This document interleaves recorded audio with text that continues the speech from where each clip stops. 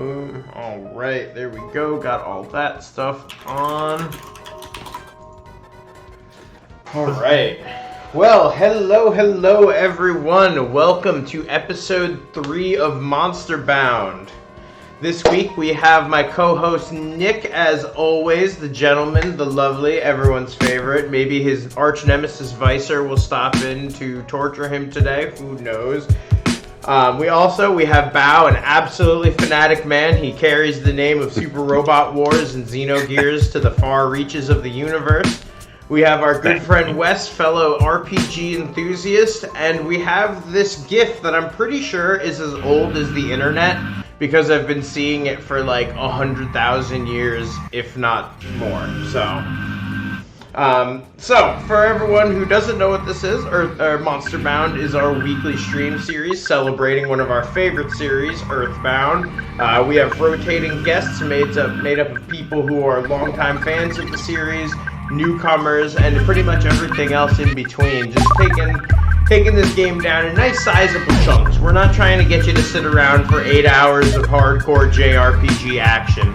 We're looking for digestible 2 to 3 hour tidbits filled with all kinds of trivia, story, all kinds of cool stuff. You should see all the cool crap Nick has. I mean, if you've been watching for 2 episodes, clearly you've seen some of the awesome stuff that he has. Also, I just gotta say, holy crap, a bunch of people just popped up in chat while I was monologuing. What up? Drew, Diego, Shy Guy, Gator Viking, Vicer, woo! All of them. Okay, I had to give everyone a little shout out there. But, so yeah, this week we are taking down Threed. We're doing one of my favorite parts of the game, which involves little kids killing zombies with baseball bats and psychic mind powers. We are also going to be getting our 3rd member and getting to jam to the absolutely fantastic soundtrack of Winters. It's one of my favorite songs in the game. But first, I'm going to take a quick second to let everyone introduce themselves a little bit if you haven't been here before. Nick, why don't you go with that? Hi, my name's Nick. I like Earthbound and Earthbound accessories. I'm a writer for I almost said Monsterbound. MonsterVine. And just overall RPG and video game nerd. And the co-host, who will be here every week until we beat this game. My favorite thing about Nick is that me and him can make obtuse Shin Megami jokes that no one else gets at each other in the MonsterVine chat, and that's how we became friends, I'm pretty sure. So, Bao, how about you go next? Hello everyone, my name is Bao. I am a YouTuber and a Twitch streamer. My relationship with Earthbound, or the Mother series, is kind of interesting because I was introduced to NES through Super Smash Bros. And then for years, I did not play the series, but I actually played Motor 3 before Earthbound. And then when Earthbound came to the Wii U, that's when I first played that game. And I love both of them. And yeah, you guys are making me want to go out and buy a bunch of Earthbound merch now. Don't fall down that hole, dude. I gotta say, Nick's made me feel a little inadequate. I mean, like, I just got my Amiibos and my Earthbound cart. Like, I gotta say. Last week we had Jeff from Premium Edition. He had a ton of stuff too. I'm like, oh man, I need to at least go get like a Franklin badge and put it on the hoodie or something, or the beanie or something like that. Wes, how about you? You want to go next, Wes? Yeah, sure. Hey, everybody. I am Wes. I have been writing for a long time, most recently at RPG Fan, putting together all kinds of fun RPG lore and hot takes in there. I learned about Earthbound from a friend way back in elementary school. My best friend in elementary school showed me all kinds of RPGs. Up until that point, I had just been growing up on Dragon Quest for the most part. And when he showed me, Dragon Quest but with yo-yos, baseball bats, and creatures called Master Belch, I was pretty much on board. Followed it ever since. Mother 3 is an intensely special game to me. In addition to, the childhood nostalgia of Earthbound. And I know I've been a diehard fan for a long time. That's awesome. Yeah, it's good. So cheers, I'll drink to that. Yeah, yo, put it up. So this it looks like this week again we've got another group of story elites, So that's always good. We all have lots of experiences with this game. We can all point each other in the right direction. Me and Nick were talking about maybe getting some speedrunners, some of the people who are a little bit higher ranked than the speedrunner on this show. And that would be fun too, just to get to play with them. And they were like, oh yeah, if you go up, down, left, wait like half a frame, you're just gonna end up on the other side of the map. But the crazy tech with teleporting in this game was just a joy to watch. I love watching speedrunners use teleport in places that it was never meant to be used. Also, just wiggling themselves through, they're just in Tucson and they just kind of wiggle their way onto a plateau or something like that. I'm just as a kid, I just felt like I could do this, and it feels good to be vindicated. Right? Yeah, exactly. You see it, you're like, oh, finally! See, I've never seen an Earthbound speedrun, so this sounds fascinating to me. Oh man, RPG you're in for a speedruns treat. are nuts. I like a good RPG speedrun. You're just how? What? Are you kidding me? How did they? I got into. I found a YouTuber named Manel, and I started seeing his Xenoblade Chronicle 2 speedruns, and I'm like, you can play this game fast? Oh my god! It's a relative fast. Fast-ish. Okay. Well then. Well, I want to point something out. Bao pointed something or said something that Nintendo. I know you're listening. I know you're one of the 8 people watching. I guess it's not including me and the rest of the guys, but Nintendo. I know you're watching. That was one of the reasons why Earthbound was so important to have on the Wii U, just to bring it to a modern console. You know what I mean? So. Just to hear somebody first experiencing it on the Wii U. I have a friend that first experienced it on the Wii U. And I don't know. I think that's friggin' awesome. It is. It's super cool, man. That's super. We really need to. Nintendo really needs to know that.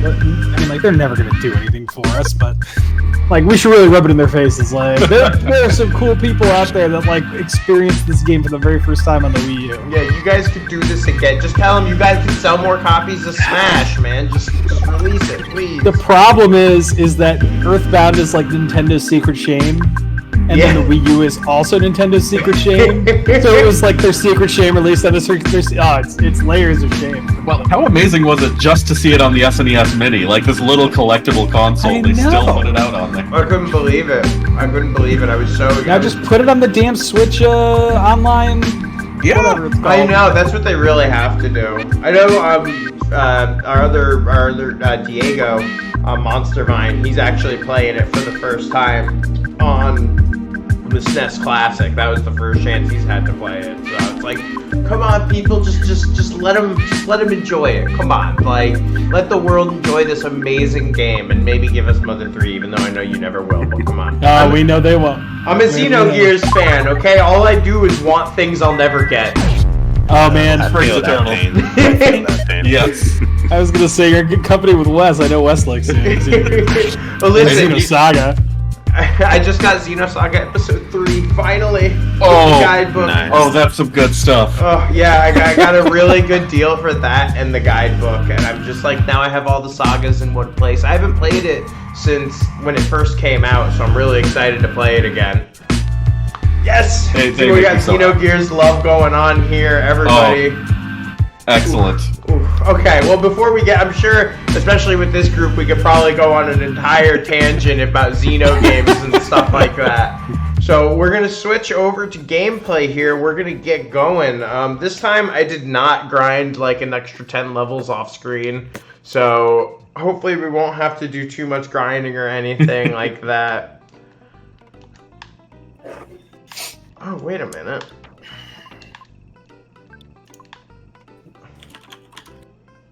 I will say it's funny you mentioned Xenogears, because sometimes I forget. Oh, from Xenoblade, there's a giant Monado right next to me off camera that you can't see. Oh, really? That's great. Oh, I want to see that. Probably can't show the full thing since it's massive, but... You gotta just lean 3 feet back to get the whole thing on there. Oh my god. Oh, that's so Oh, cool. dude. That's fucking amazing. rules. Oh my gosh. As a Xenoblade fan, that rules. I love that. Holy shit! I didn't know something like that existed. It was custom made for me by my friends for a Christmas present one year. Oh man, you got good friends. Yeah, those are good friends. Yeah, that's Holy awesome. cow! I just get drunk and buy my friends Steam games. You got good friends.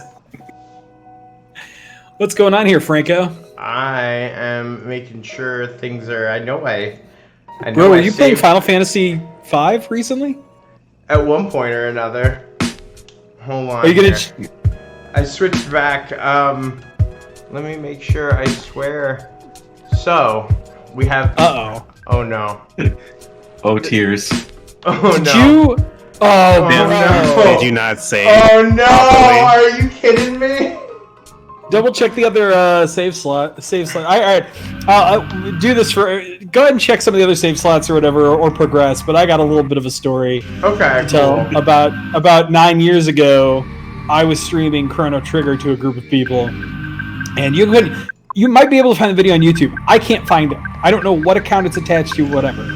But I was streaming Chrono Trigger, and I got gosh, it's hard to remember where I got to. I had finished Magus' Castle. I was sometimes after Magus' Castle, right? And I needed to go to the restroom, so I set my controller down, and I accidentally nicked the keyboard, and it hit load state. And the last time I had done a save state was like before I even met Shayla. And I don't know how many of you guys know this, but there's a big gap between me and Shayla and Magus' Castle. A little bit of a gap. Yeah, I fucked that up big time. I just like if you find the video, it's great because you just see me stare at the screen for like 30 seconds, like just in disbelief that I did that. I was trying to take it all out in one night, and well, needless to say, that didn't happen. That's great. So is that your first playthrough of the game, or No. okay? No, I'm old. I'm I like feel old. like it would have heard worse if that was your first. Oh my god, if that was my first, I would love Chrono Trigger like I do now. If that was my first, like that would definitely be a sore spot for me.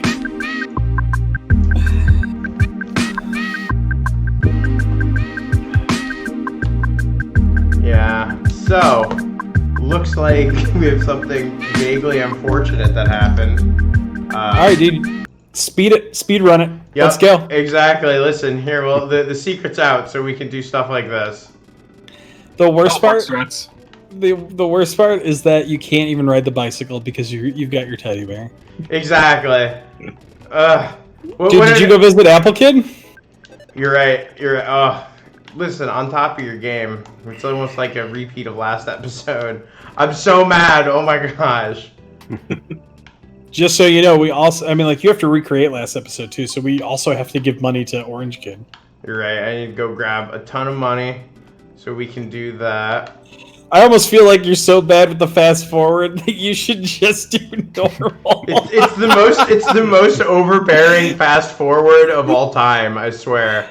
Who needs fast forward that fast? All right, well, I guess I could drop some knowledge then. Okay.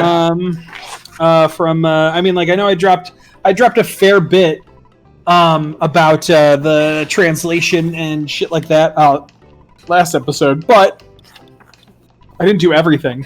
First of all, I didn't have a chance.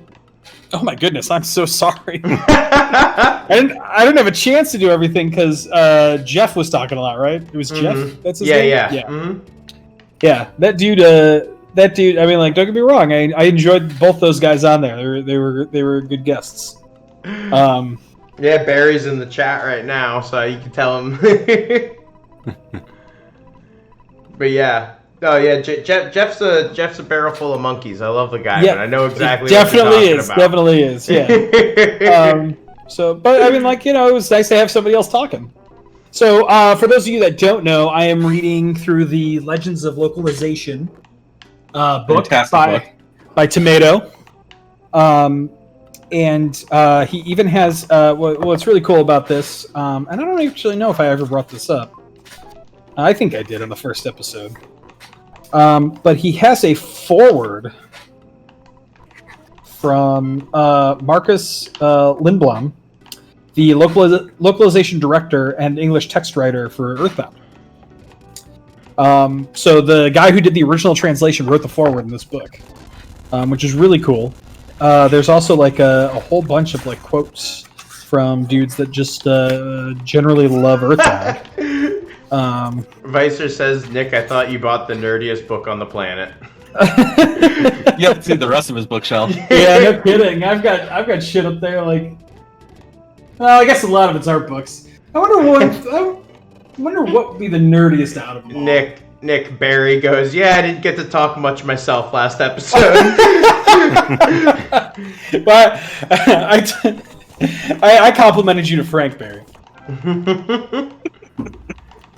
Oh my god, look, they're saying... Alright, well, you know what? Maybe what I could do... Maybe now's a really good time to show off the vinyl. Yeah, no, I think, yeah, heck yeah. Good vinyl. Alright, so I actually have two here because, it's not just Mother 2 that we're celebrating, but Mother as well.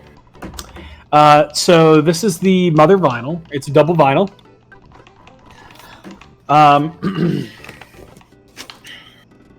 Comes with a lot of with just one really nifty thing, and that's this Mother insert that comes with it. Has a lot of really cool art, as well as stories to tell. Mostly about the game. And has some the art is just really cool. It's like the best. Yeah, like I'm trying to make sure that people can see it. Yeah, that's probably good. It gets the important part in there.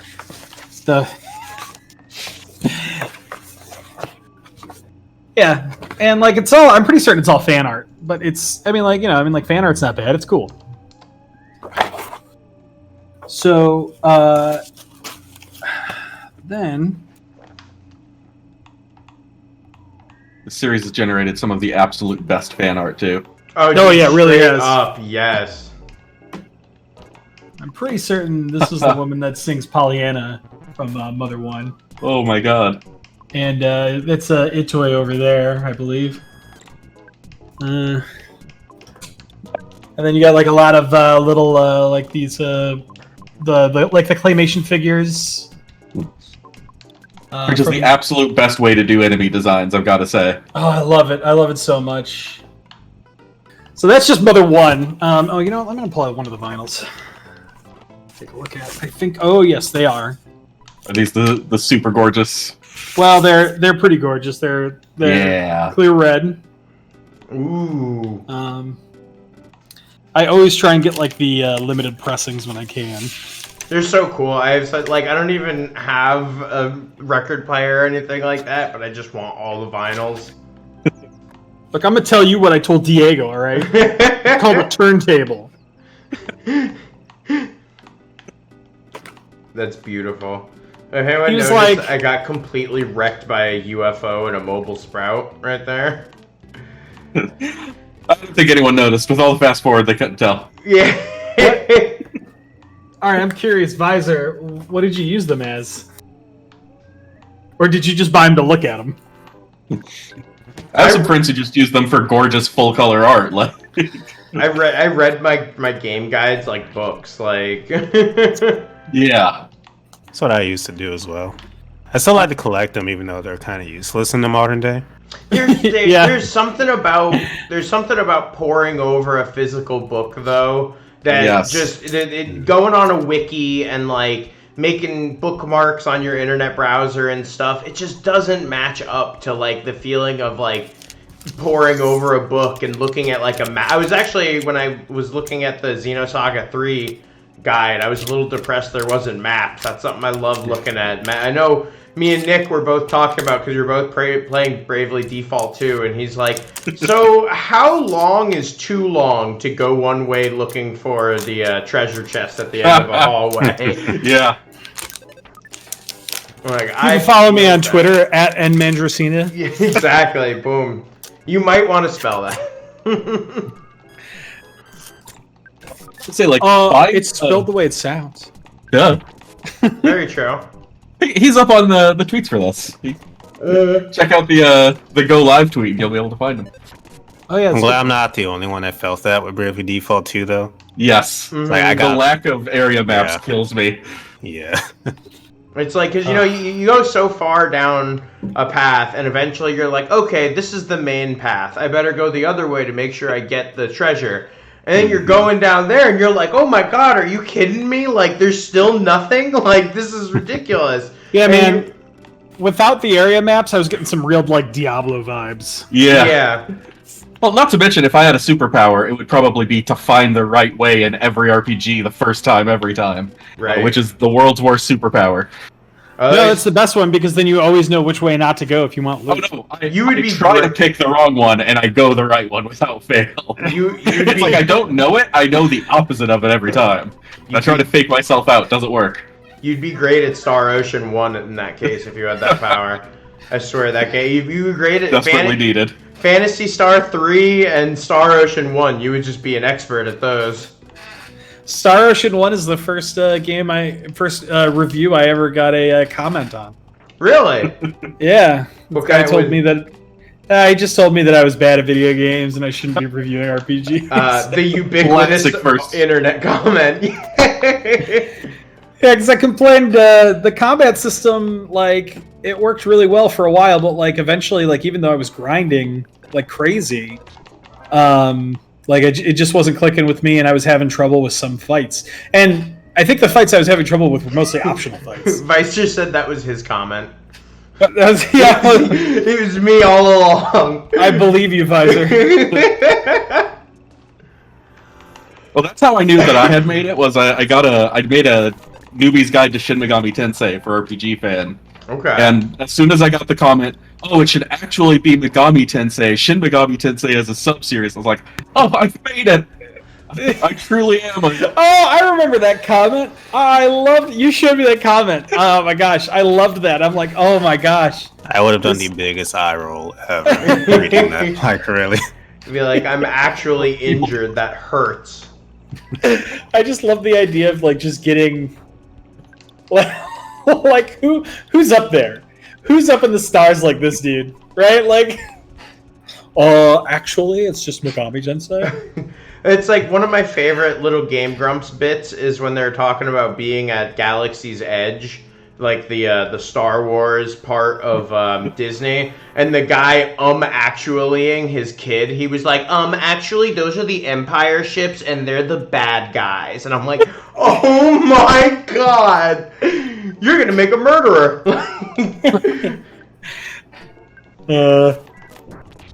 Yeah, just a friendly reminder, don't actually your kids, people. Yeah, please don't. I have some corrections to make. There's no way you actually your kids. You... Survive it. Oof. Anyway, yeah, now we're just talking about random JRPGs. Okay, so like, you know what? While Frank's doing this, though, I mean, like, what did you guys? I mean, like, what did you guys think of Bravely Default 2? I know Frank loves it, so Frank doesn't get to talk. Yeah, That's why we're doing it because I know Frank loves it. All right, and I want to know why don't you tell us how you? It's because it sounds like you played some of it. I beat it a few days ago. Okay, cool. What did you without spoiling anything? What did you think about it? In terms of like just as a game in the series, I think it's a better game than Bravely's second, but I don't know if I'd rank it over the first Bravely Default game. It's a really good game. It's fun. I wish they had took more risks with the jobs in the game because they're pretty much all jobs we've seen before, nothing original. Really, but for what was there, it was the really. only one. Sorry, the Pictomancer was really like the only class that I was like, oh, this is different and new, like a painting class that's debuff focused. But other than that, you get to play as what's her name from Final Fantasy VI. Realm. Yeah, that's Realm right up there. Yeah, that's it, Realm. I wish they had. I mean, like considering. All right, so considering they all the performance issues, considering the lack of an area map. The character models. Oh no, I should. Oh my gosh, yeah. Considering the character models, They're so weird. Like with the eyes, it's the eyes and like the little it's the protruding dead mouth. You know when like you get an apple core and you dry it out and you make a doll out of the apple core? That's kind of what it makes me think. It's like kind of the dead eye expression. Oh no, I don't. But I see it. Look it up and then greet them in your nightmares. Considering all of those things, I guess like I was expecting the other. I mean, like, because the battle system isn't. It's not insanely better than the original, and it's not better than second or anything like that. It's like it's on par. I think it remains like strong. Like that's one of the no doubt of the series. No doubt. I think the combat is great, and I've always thought Frank, if you die here, brother. I'm not. Don't worry. I was like, oh my god, really? They just will not die. So fast forward through the scrolling health and die. That's the thing. It makes it harder because you can double-edged sword. Yeah. No one saw it, but last episode, when we did the exact same thing we're doing this episode, when I killed one of the trees, I clicked the button by mistake, and it did 100 damage to me, and I was like, oh, it usually only does 30 before you can get out of it. Whoops. Oh, right. So yeah, I guess so. Considering all the other things, I feel like I was expecting more from Bravely Default too. I know you were the story you were so lukewarm on just because of how it was kind of a lot of tired JRPG tropes. Yeah, it was like, I mean, and I don't want to spoil it, so I'll only talk about the early parts. But oh no, we've got a desert town and it's flooded. It was they were really kind of whacking you over the head with some of this stuff. And it's like, oh, wow, so we're going to the Magic Town next. Oh, no, nature reclaimed it. And it's like, oh, come on. So, yeah, I just, luckily it kind of breaks away from that a little bit. But I don't know. That had me really lukewarm on it in the beginning. Mm-hmm. Well, for me, I feel like it's these really good bones. Like the way that the battle system and the job system, all play together are really, really strong, but it's kind of in want of a better game to live in. The story could, the story takes some wild ass turns in the first Bravely Default. Oh, the end of that game is it's historically good. And the little bits on performance and on visual design, everything is, it's not terrible, but it could be a lot better. And the great way that it kind of encapsulates grinding and leveling up all of these different classes and the way that character building is so strong almost highlights how much better everything surrounding it could be. There's my 2 cents. I can agree the story was the weakest part, especially when you compare it to the first game. Mm-hmm. But how'd you guys feel about the weight system? Because I was not sure how I felt about that. I'm still not. I feel like the equipment system in general led to a really awesome moment-to-moment gameplay moments in my equipment screen, which was something that I haven't really had to deal before. I really liked that, when I went to a town or something, I wasn't just immediately buying the best stuff. I liked having to decide if I wanted to wear a leather hat for the chance to use 2 weapons or something like that. It felt like, as much as sometimes I really felt I felt like it was annoying almost sometimes, and I was like, I just want to use my good stuff. I appreciate it that it felt like I was making meaningful decisions regarding my equipment. Yeah, see, even Trainer Shagai even just said, I'm mid-chapter 3 and still unsure of how I feel about the weight system. Mm-hmm. Yeah. Yeah, I think it's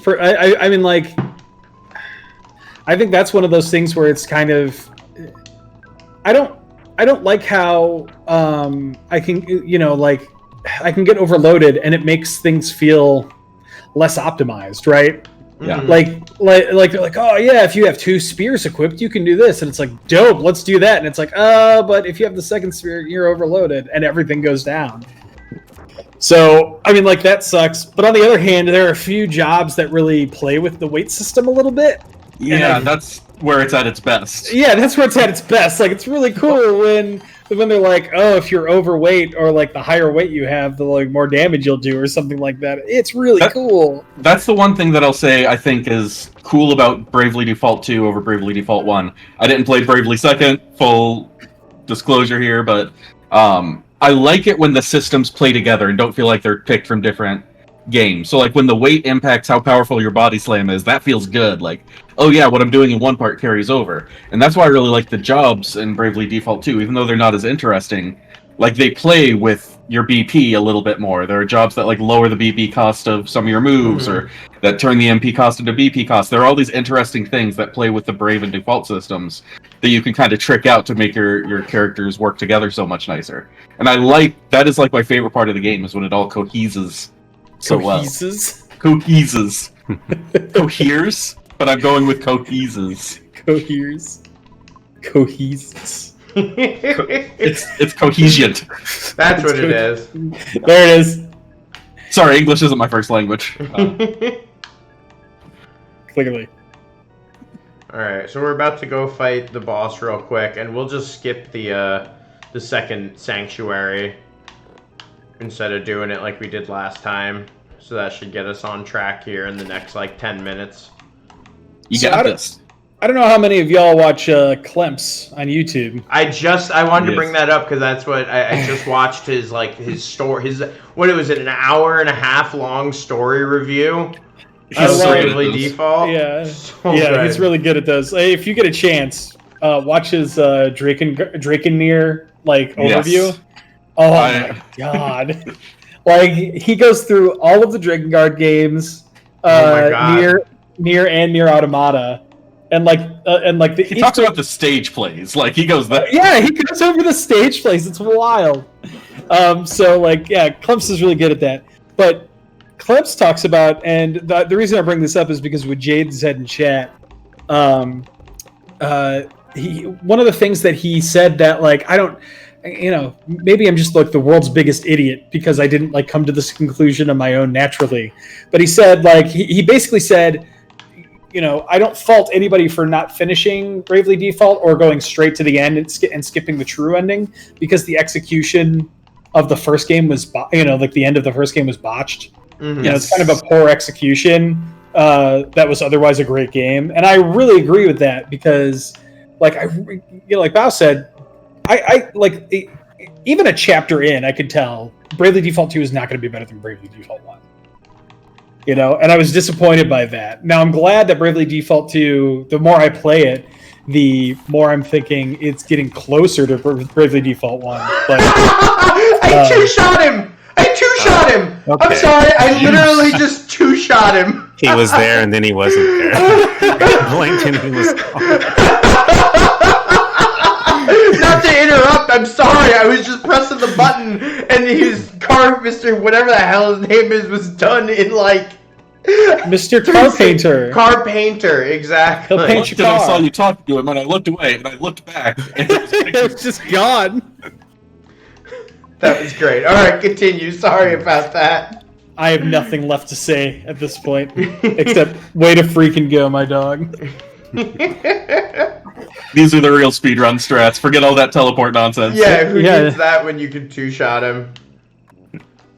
Remember when in the beginning I said I didn't grind for a really long time? Well, look at that. Looks like I was grinding for episode 3 without knowing it.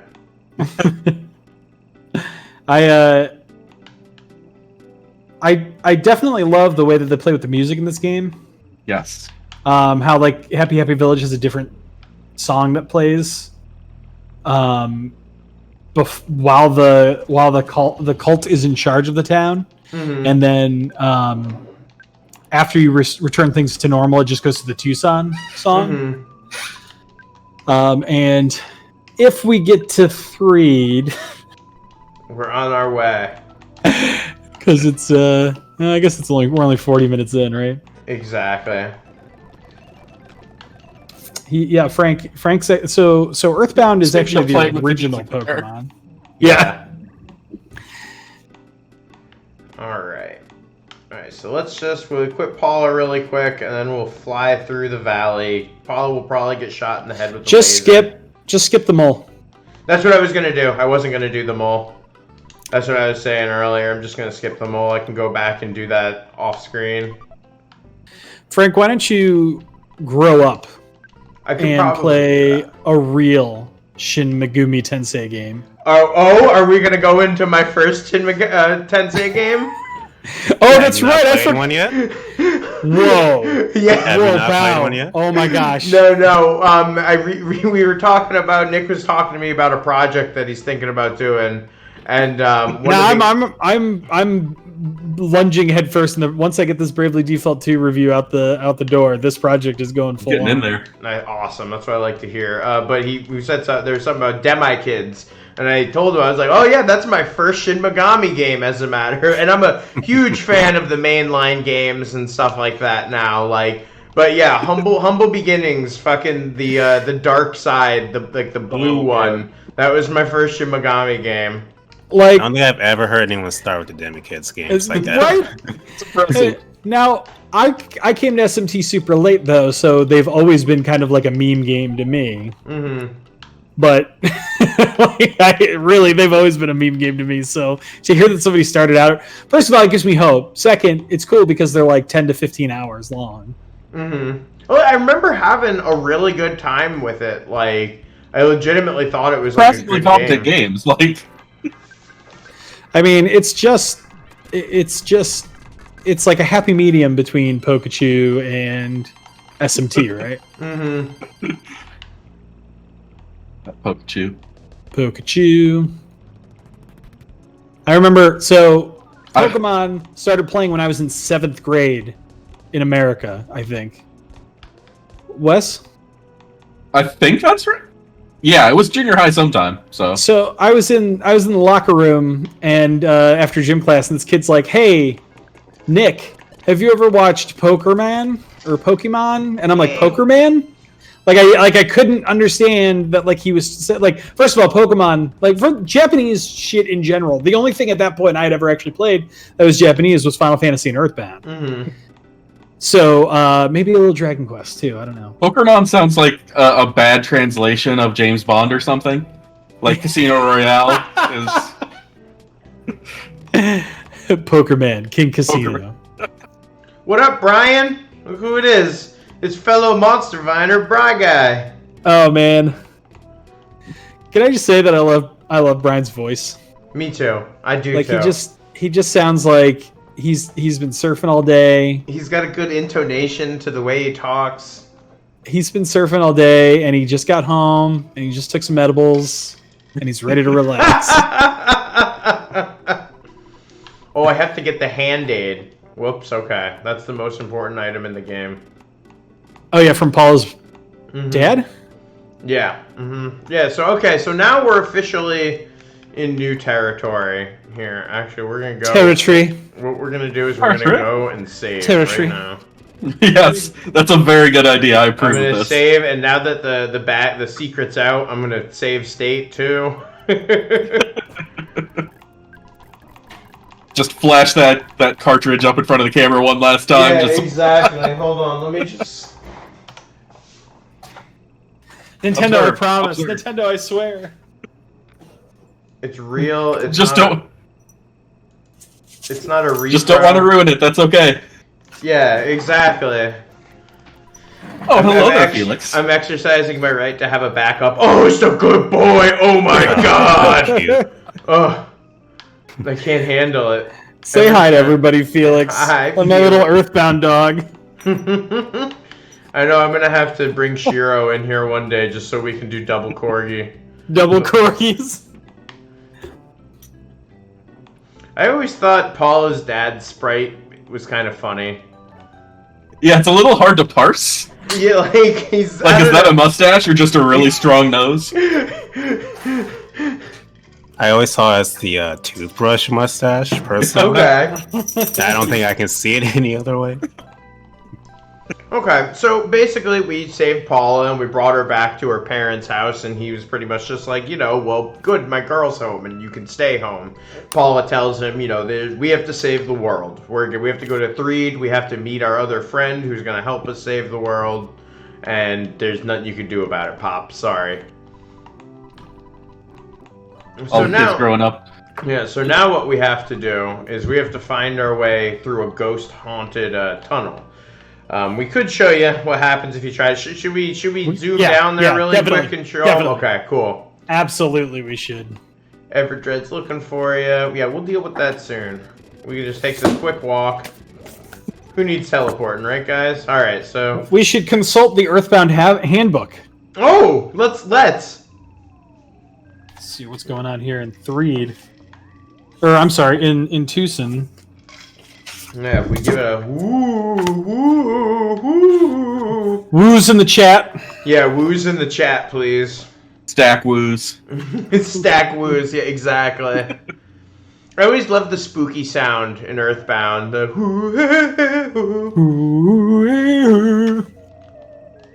There it is. So I remember this kind of scaring me, like as a kid. I was like, oh, yeah, there's ghosts. They gonna get me.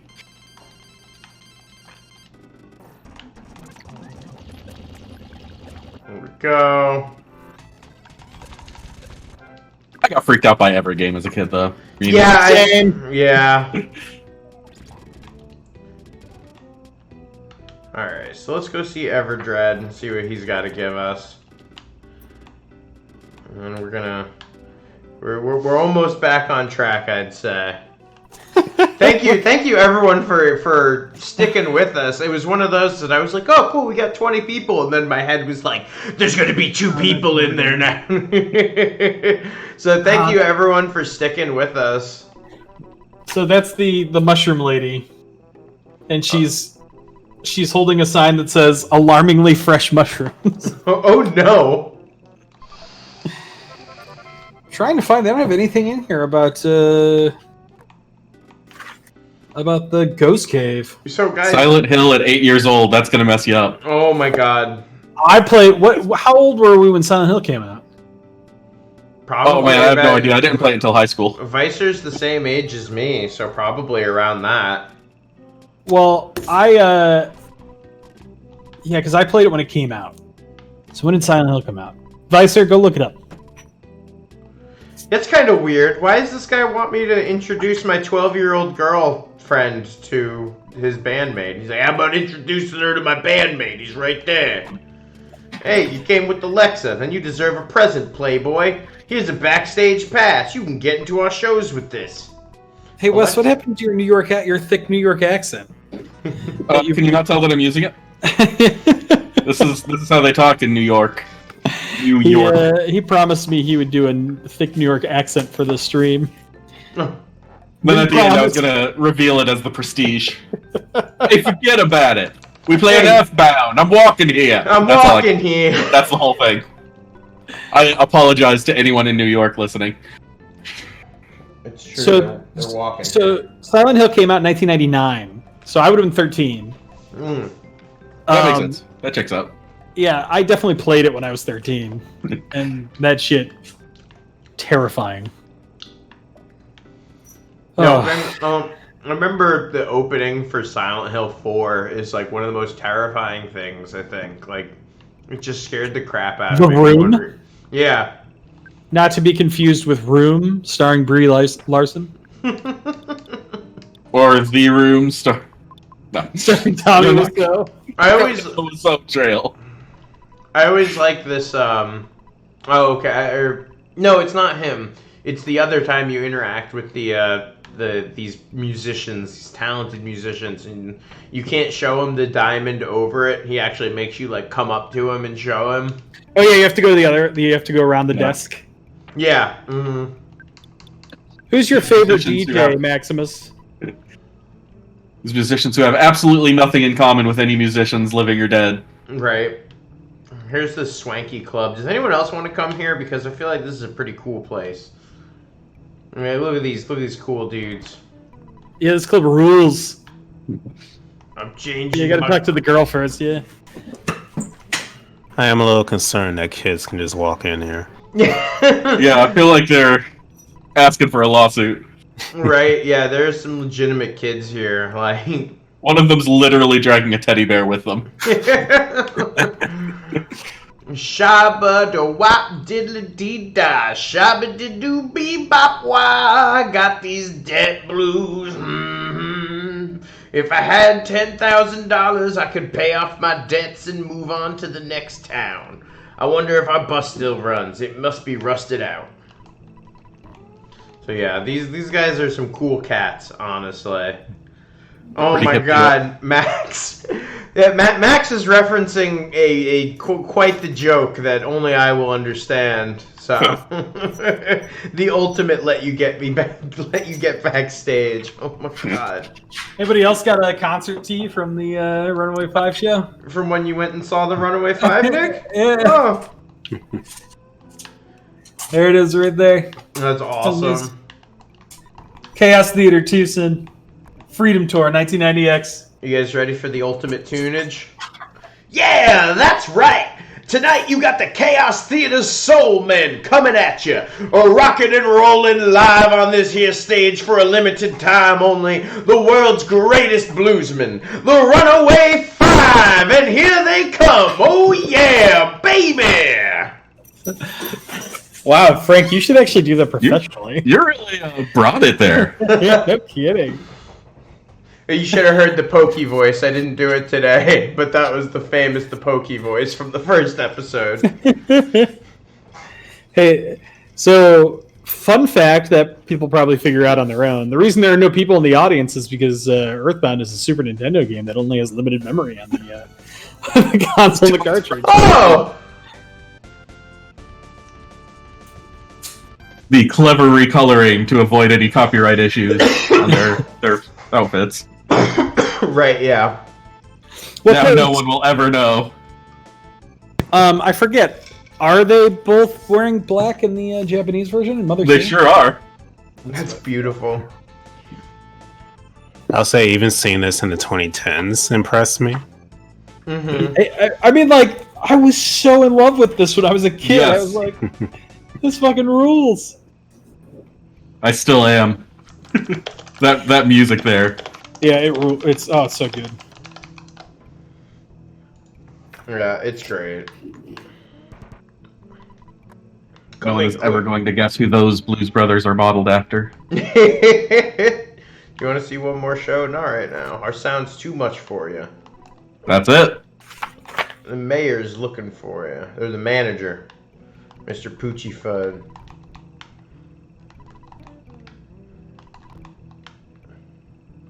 Alright, so let's go talk to him. We gotta get these guys to ferry us all the way to Threed.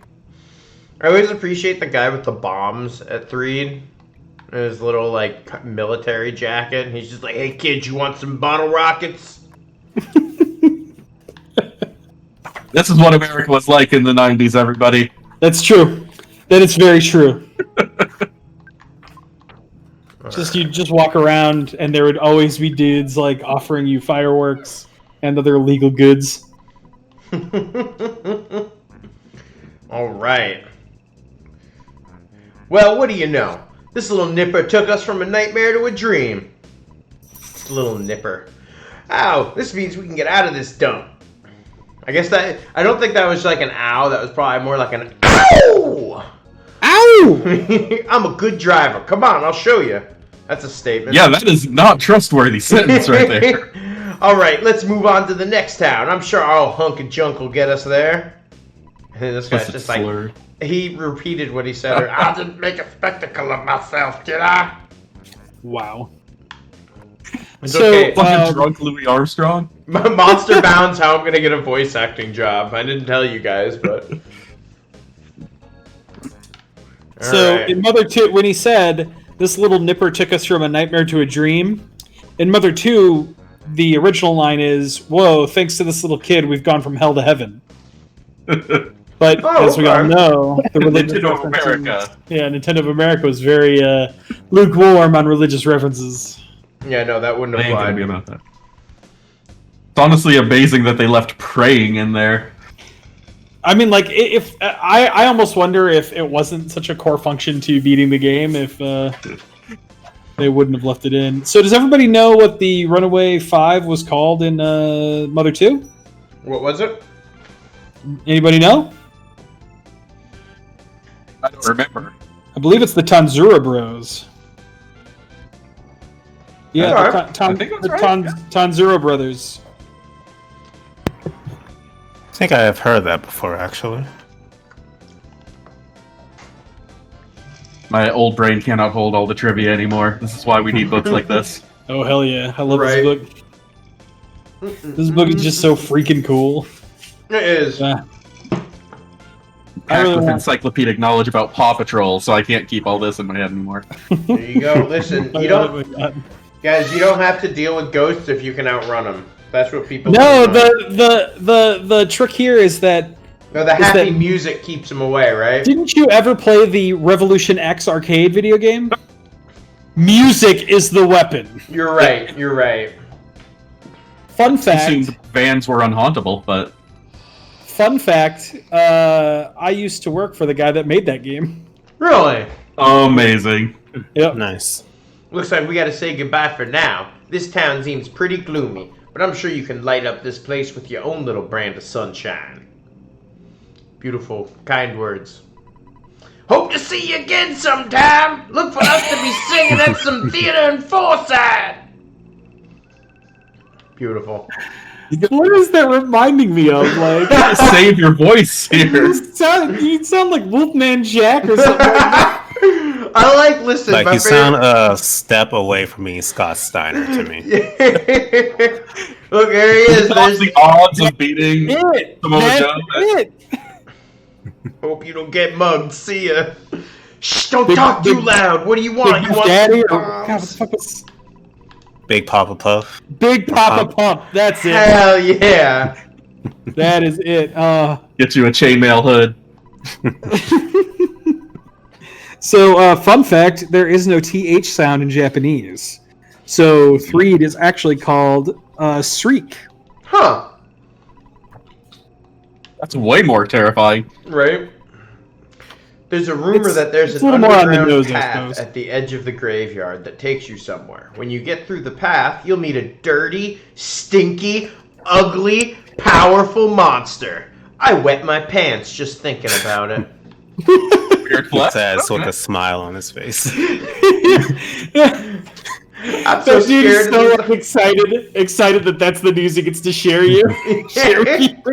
It's like, That fuck just yeah, tells man. everyone who walks into town. It's like, guys, did you know I pissed myself? Wow. You know how bad my bladder control is? Why can't I get a date? Sven drunk around the trash can. There's just plain old garbage in the trash can. Plain old garbage. Zombies and ghosts are on the loose here. Welcome to Threed. That's how you Thank get you, some. Jason Voorhees. That's how you force the tourism industry right there. Yeah, I was super into Earthbound, but this for me is where the game really took off and had my Yes. interest. Mhm. I'm a sucker for like creepy towns and RPGs. Mm-hmm. Big time. All right, Val, what's your favorite creepy town in an RPG? Oh, easy. The first town is Shadow Hearts. It's a town full of cannibals. Oh, Yes, okay. He got it. He got it in one. Wes pimps at Shadow Hearts like it's Oh. I love Shadow Hearts. So good. Yeah. I have written many words about Shadow Hearts and will write many more before my days are done. What about Kildelka? I've got a nice pristine copy that I got as like a birthday gift to myself when I had done something. I don't know what it was. Nice. I felt proud, and I deserved a Yeah. pristine copy of Kudelka for it. I got lucky and one came into my store and it was at the end of the day and I didn't have any more money. And like you can't do like pawn stuff without at the end of the day. And the guy had like Kudelka in there and I was like, oh man, I was like, I know I can buy the rest of this lot from you tomorrow, but I'll give you $20 for that game right now if you want. And he was like, sure. I was like, Thanks, buddy. This ain't for the store. This for me. Yeah, that was immediately like, yeah, this is mine. Thank you very much. I actually still need to play it. I haven't played it yet. So, did you look at the sign behind the dude that's trying to sell you fireworks and shit? No, I didn't. I will absolutely go do that. Let's go. Let's go take a look. Because it's a joke in Earthbound, but it's not a joke in Mother 2. Okay. And I think that'll be a fun one to do. My favorite scary town in an RPG is probably the entirety of Digital Devil Saga 1. Yeah. Oh, that's a great It's answer. such a good setting. It's such a good setting. I'd say mine would be the mist-filled tower in Legend of Legaia. The one that the Berserker is at the top of. That big green guy you have to grind to beat. That place is so spooky and has such an atmosphere, and then you get such a payoff once you actually clear it. And like everyone moves back in, and it's got like all those mini games and stuff like that. And it's one of those parts of the game that I remember really, really well. I love how many PS1 games weaponized the poor draw distance of the console. That's a good way of putting Like, it. no, we'll throw some mist in there. That'll freak them the hell out. Yes, Vicer, shout out to you saying about the Saga Frontier remaster. I'm so excited.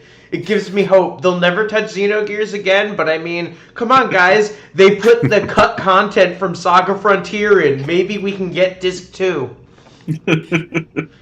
All right, Looks like Immortal Flame and both Immortal Flame and Visor rallying for a Shadow Hearts HD collection. My people on here. This would be awesome. I won't say anything to you adults, but I would stress to you young kids, don't play for more than 2 hours. Anything excessive is no good. Parents opposing obsession plan. So, otherwise, poop. Poop. Yeah. So in Mother 2, their name is just the Parental Love Movement. Oh no. So localization made that a joke. However, Yeah. parental love music could be a little. They're like, yes, man. We weren't okay with heaven and hell. We definitely ain't okay with the parental love movement. Yeah, Right. get the fuck out of here. Let's see here. In both Mother 2 and Earthbound, the message on the sign suggests taking a break every 2 hours. In line with this, Nessa's father will call every 2 hours of gameplay to suggest taking a break. The sign was changed in every port and re-release of Mother 2 to say 1 hour instead of 2 hours. Despite this text change, though, Nessa's father still calls every 2 hours in every version of Mother 2 and Earthbound. Is it we have to go to He has sleep? never paid attention to We have to go to sleep in the hotel, and that's what starts the next thing, right? Well, we gotta go check out some hot babes. Oh yeah, yeah, okay. Yeah, you fight the tent after that, right? No, I think you fight the tent first, right? Well, we're gonna check. We're gonna find out. It's one of my favorite things about this series. What other game can you say, oh, we're going to fight the tent? Like, what? Vicer, It's Xenogears just could win. definitely get some love, but like the themes of Xenogears are rough, and there's some licensing issues, I believe, with who like owns the IP to old school Xeno versus modern Xeno. That's why we'll probably never get it touched again, at least in my opinion. But we can hope and we can pray. Hope springs eternal. Yeah. The devs work for Nintendo, but I believe Square owns the rights, I think, off the top of my It's head. something like that. Yeah, we did fight a house in Final Fantasy VII. That is true. I like what Immortal Flame mentioned, a Terranigma re-release. Imagine an HD quintet trilogy. That would be so cool. We got Illusion of Gaia, Terranigma, and Soul Blazer all on like one like Switch cartridge. Oh, dude, I'd go nuts. Also, the Quintet series that released on PSP would be dope.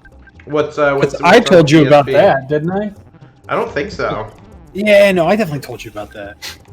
I definitely did. Where the hell is my... I was using something that came in the book as a bookmark. I can't find it anymore. Okay, we don't do the... Wes, you know what I'm talking about, though, right? The Quintet, like, games that came out on the PSP. Well, I do, but explain it as if I didn't. Just for a fun thought experiment. I can never remember which game is in it, which games are in it, because I always think, Nights of the Nightmare is not. Oh yeah, it is. Right? Oh, if it is, then yes. I thought that was Sting? Question mark. Got a good line of dialogue. Yeah, I worked for the zombies, but I betrayed them too. I'm a con man, so I know the score. Belch gives life to the zombies, but Belch works for Gygas, who I hear might be female. Well, I'm not really sure whether Gygas is a male or a female, but I'm a helpful con man, don't you think? Somebody in Twitch is probably already correcting me on this one, right? No. Okay. I lost my window. Fuck. Want to escape to the beach? If this is your big dream, come to Carolyn Beach in Summers. Summers Tourism Bureau. Let's see. Don't enter. We'll deal with that a little later. See if there's anything else fun to talk to before we go to the hotel. You a zombie? My mom told me no open. My mom told me no open the door, cause zombies are coming. Me too, kid. The zombies are coming. If you miss a nice cozy bed, walk to the west. We're right there. 3 Sunset Hotel. Yeah, cause this is the nicest hotel. You're awfully Limited bed bugs. Oh boy. Aye, a zombie. I'm watching a zombie movie. Can you come by later? Yeah, I like the one person loudly watching zombie movies. I don't know why I can't find this. This is maddening. I've been able to easily find this before. But it's like, I can't find anything on PSP from them, but... Well, so there's the Riviera game, Riviera the Promised Land. Well, those were Sting, though. Was Quintet involved in those? No, maybe not. Maybe it's the Sting... Well... I don't know what I'm thinking. Yeah, no, it was Sting. It has to be. Because it was... They did that, they did Nights in the Nightmare, they did... Big Reunion. Yes. And one other one. Oh, the... I don't know how to pronounce this. Gungnir? Gungnir? I'm going with Gungnir. Yeah. Probably something closer to Gunya. Gunya. Gunya. Gunya, more like Nunya. Damn. Wow, they did the Evolution games, huh? What up, Nebula NECA? Thanks for stopping by. Yeah. My stepbrother adored the Evolution games, and this was my gateway to try to get him to play more RPGs back in the Dreamcast days. And Baroque. I always heard good things about Baroque, and I only bought it because I was like, look, it's just Shimigami artist. Well, most importantly, they made Dokapon Kingdom the greatest party game of all time. The greatest. Is that It's the like one a- that's worse than like Monopoly and Mario Party combined, or am I thinking of another game? Oh no. Depends how you look at it. I wouldn't be surprised if some people thought that, but it's Mario Party the RPG, and I adored making my friends absolutely miserable in it for years of my about life. right. So, did you guys see the newspaper delivered to the hotel today? It's different than normal. The paper's called the Zombie Herald.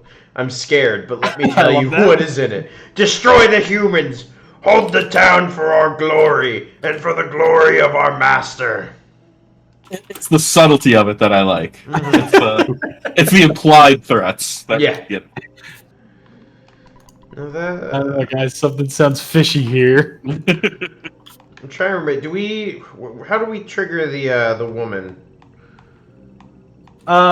So I think... Trigger the Woman doesn't come out super great. We have to. Did you go see the zombies in the cemetery? Oh, yeah, you gotta go see the zombies up north first, and then that's what... Okay, cool, yeah, we'll go do that now. Thankfully, we can do that very quickly. Hey, dog. Nebula NECA is watching you from the work bathroom. Yeah, I saw. I appreciate it. That's the best place to check me out from. It's like just you gotta poop on company time and watch good Twitch streams. Uh-oh, these zombies, they don't mean well.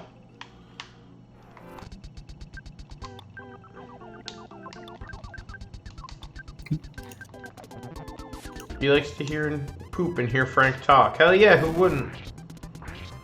No, being remote for over a year has really taken the excitement out of pooping on company time, though. I bet. I don't know. I think it's made it a better thing because, like, now I'm not only pooping on company time, but I'm also doing it in a place that I'm comfortable with.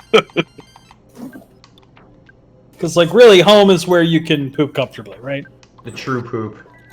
Yeah, that's what they say, all right. That is the saying. Gosh, I used to work for Cisco, and they had like one bathroom per floor. Look at this! Look at this! Look at this seductive woman. That is. Can't believe they didn't edit that out in the American release. No kidding. It's like Gumbo's just hanging right up. Yeah, yeah. That's pretty much it. Of course, yeah. Ness is just like, oh, yeah. What does this say about this elementary school age child? American. He's got the genetic memory kicked in. Oh, it's my buddy Scott. That's it. He's got to say Legend of Dragoon is still the best RPG ever. It's a good one, man. I love that game. It's no Earthbound. That's one game I would scream if it got a remake. Oh, I would flip that game. If I could cry about Lavitz all over again, but in HD, I'd be ecstatic. Lavitz in HD, the dream we all want to live.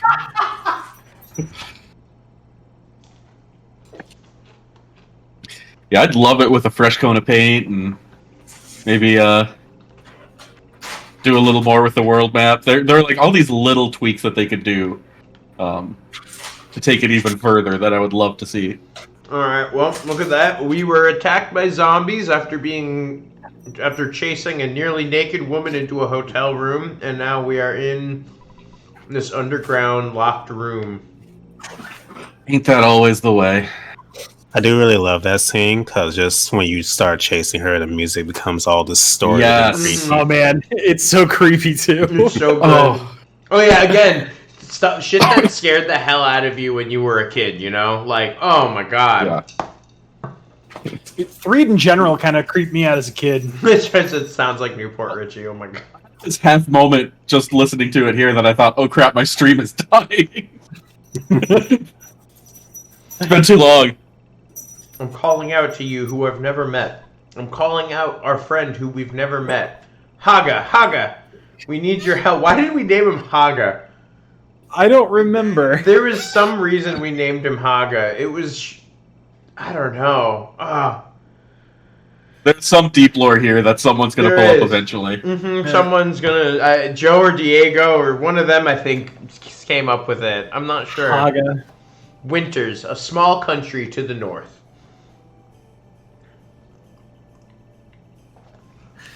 You know, everyone growing up... Oh. What? I was going to say, everyone growing up playing this game thought they were Ness, but they were actually just a slightly dumber Jeff.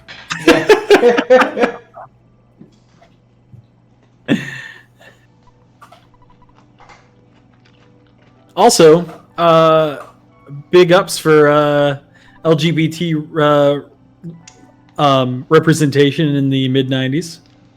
For what? Tony. Oh, yeah. Mm-hmm. It's super early to see. And Earthbound really was ahead of its time, wasn't it? Big time. It's funny because, like, a lot of people were like, oh, yeah, Tony's definitely gay. And I'm like, I guess at 11 or so, it never really crossed my mind like that would matter.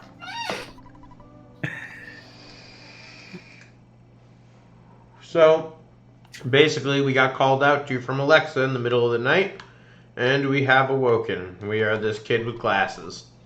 Haga, I just dreamt that you and I were taking a walk. What's wrong? Hell yeah. Long, sexy walk. Mm-hmm. Still children, keep it holy now. Where are you going in the middle of the night? You know the dorm rules, right? I love his little hat. He's just got this little tiny Yes. hat. Yeah, It's, Tony's hat rules. when are we gonna get the cosplay we truly deserve? A Tony cosplay. Tony's the life goals. I love this segment. Just this whole segment is so good. I love sneaking around and opening all the presents. And I love how you take all the kids' presents and they're just getting a bunch of cookies. And they're like, oh, well, I guess you took all the presents. And the Tessie, like the explorers, riding Tessie, meeting the dungeon man. Like, oh, it's such a fun little segment. You're giving away all the fun stuff for the first timers. You're right. I should shut my dirty mouth. Okay, well, we don't need to go that far, Frank. Alright, so it's up here where it is, the presents. A cookie. This is just like a huge serotonin boost right here. Mm-hmm. You're just feeling good. Oh yeah, you're just like, oh my god, look at all these chests that I can... Oh, presents, excuse me. I don't know what I'm talking about, chests. And It's definitely one of my favorite things in an RPG. A room with chests. yeah, I remember you said. I remember playing Bravely Default. You're like, there's nothing I love more than a room in a JRPG that's just a bunch of chests. Unless they're empty, then that's just a dick move. Thanks, Yeah. thanks, Gilgamesh. 7 that's empty what I was chests and thinking. 1 mimic. I always see. I'm real cynical, so when I see a room full of chests, I'm just like, ugh. Something's about to go wrong here. Okay, and so another thing regarding Bravely Default 2, and I'm sorry this is kind of coming out of nowhere, but does it feel like that game has an unnatural amount of enemies and chests? Yeah. More so Yeah. than the average game, yeah. Mm-hmm. The thing that got me was that the enemies in chests aren't like powerful enemies like mimics. They're not at all special. It's Yeah, the same right. dudes you fought coming to the chest. It's almost Yeah. like it's just a random encounter. Like it doesn't even feel thought out. Yeah, they're like, oh man, we don't have enough random encounters in this game. I don't know, let's just stuff them all in chests so they have to fight them. They've got nothing on the mimics in Yakuza like a dragon though. Oh god, that game is so good. I really need to play it myself. Oh, Bao, you'd love it. It's so good. I told myself I'd beat the rest of the games first. I know you don't have to, but I feel like I would get the most out of it. No, I'm not gonna say anything. I'm still on 0, by the way. Oh god, just play 7. I know it's a long way away. Because I mean, like 8 and 9 will probably come out by the time you get to 7.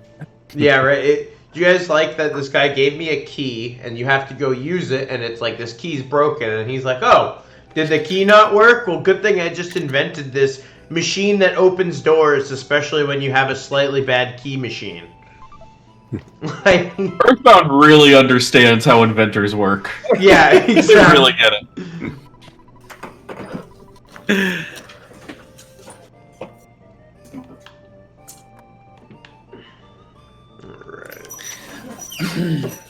So, hey, Bao, why don't you tell us a little bit about your YouTube channel, man? Sure.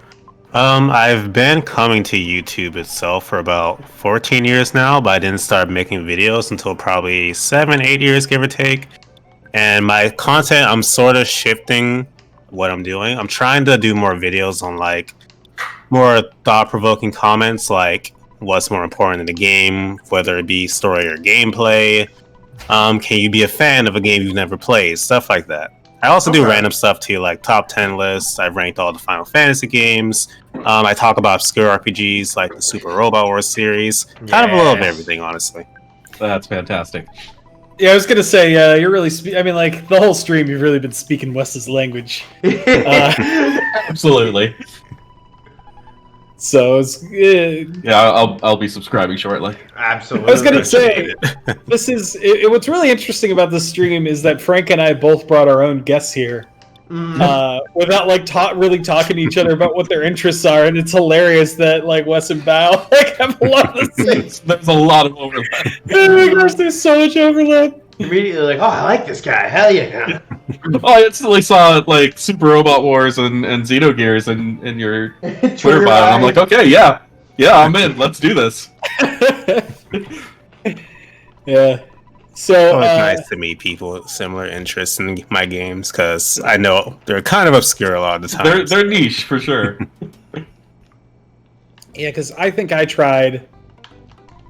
Let's see. When what the hell's his name? The guy that did the SMT1 translation. I don't was know that- the name, but I think I know who it is. Was that AGTP that did it? Was that Gideon? Yeah, Or was yeah, that yeah, someone yeah. else? Gideon. Yeah, Gideon Z HTTP. Because he did he put out the what were those 5 robot games that he put out that were like platformers? Or Oh yeah, I want to see like Grand Battle or something like that. Yeah. They were the SD Gundam. I Yes. think Grand Battle. yeah, Grand Battle. Yeah, and then Bubble I was Monkey. having a little bit of fun with those, and then Wes Bubble you Monkey! suggested I play a Robot Wars game or something like that. Do you guys remember the envy of getting to here and you see the T-Rex's bat and all Yes. that, and you're just like, I one have a day dollar. I have Yeah, a dollar. I can't even afford a cup of coffee. It's beautiful. That's why they gave me all of those cookies. So I sent this to Frank, but so apparently somebody was messing around with Earthbound just like a week or 2 ago, and they found out that if it doesn't matter who, so there's a guy in Foresight that references your character directly, and it doesn't matter who you talk to or who you are when you talk to him. The line. It must use a variable, or it must use like a wild card for whoever is talking to him, because this guy went talking to him as the Bubblegum Monkey, and he specifically referred to him as Bubblegum Monkey. Do you remember me showing you that, Frank? Yeah, I do. I remember you showing me that. It's so.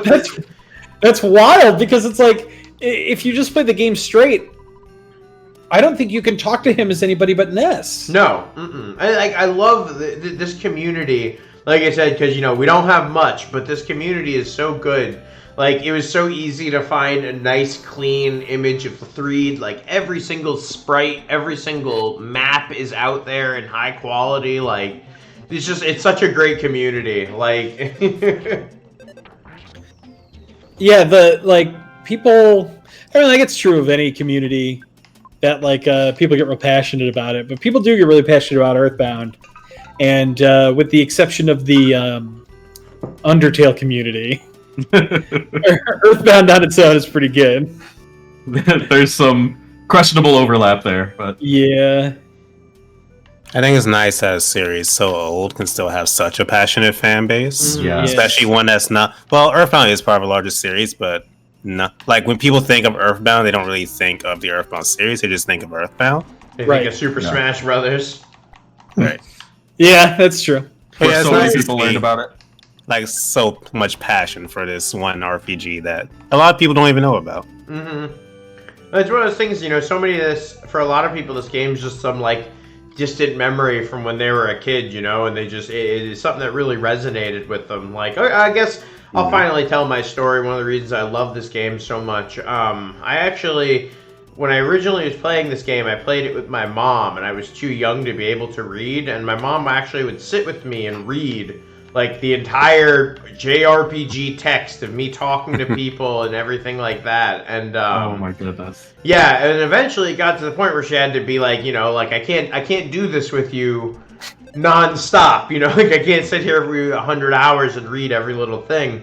And I was enjoying this game so much that I decided, well, then I'll just learn how to read.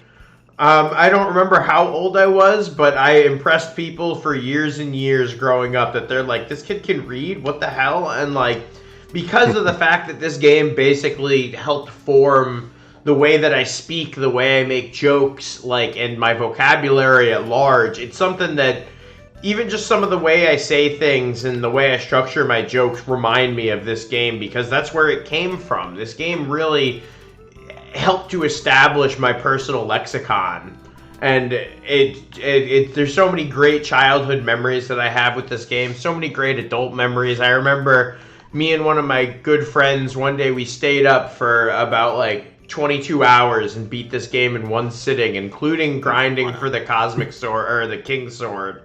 Like, Sword of King. Yeah, Sword of Kings. And just, I have so many great memories throughout so many different years with this, and I always go back to those original days of sitting with my mom, just sitting on her lap, and her reading everything, and me learning what makes an RPG, what the numbers meant, how the systems worked and stuff. It's the first time that I remember truly understanding what an RPG was, and like how you were supposed to explore and how you found the next thing and stuff like that. It's such a good fond memory that is like a seed of my gaming passion is this game, you know? That's a great story. Dude, you got a real patient mom. Yeah, could you imagine? I wouldn't buy my kid, I'd be like, I'm sorry, no way. You know what's amazing to me there? That is almost a mirror to how I learned to read, except for it was Dragon Warrior with my mom. That is like such a heartwarming. I mean, like, my story is not similar in that my mom my parents were reading to me at bedtime, but like they wanted to know what I wanted to read, and I kept asking them to read me articles from Nintendo Power or things out of a strategy guide. And my parents were like, "No, we're not going to do this anymore." So I taught myself how to read. But for me, it was like the original Legend of Zelda. Mm-hmm. I think. Because I was so into the original Legend of Zelda and to some extent the Adventures of Link. I love Zelda too. I don't care what anyone says. That game felt like a real adventure. It was crazy, and it was also crazy how far I got as a kid. I don't think I could ever get that far now. Yes, yeah, I remember Frank talking about this game all the time in high school. Yup. Yeah, and right above that, Vicer. Yup, Frank's been telling me about this goofy game for many years. It's great too. I love that I have some friends they're like, all right, I'm going to come with Frank on this journey. I know Vicer's played a little bit, but we got up to Tucson, and that was about as far as he's played. So it's great to be able to take some of my friends on this adventure too. Yeah. See, I didn't learn my first language really through video games like that, but the Super Robot Wars series is why I took the initiative to start learning Japanese. Okay. Because a lot of the games aren't translated, so I said, screw it. If no one's going to translate, I'll just do it myself. Yeah. So I learned the language.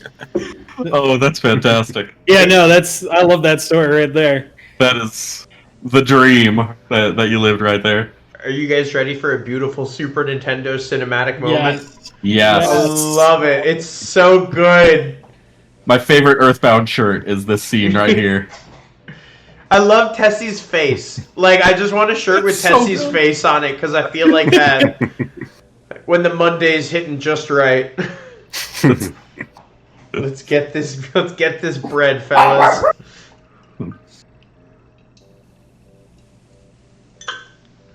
The music, the leaves and everything, just I love it.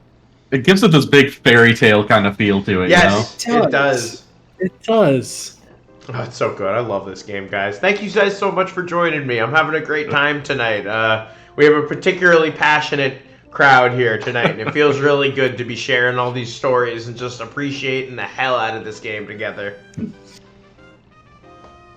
I streamed Earthbound once and broke down at the very end.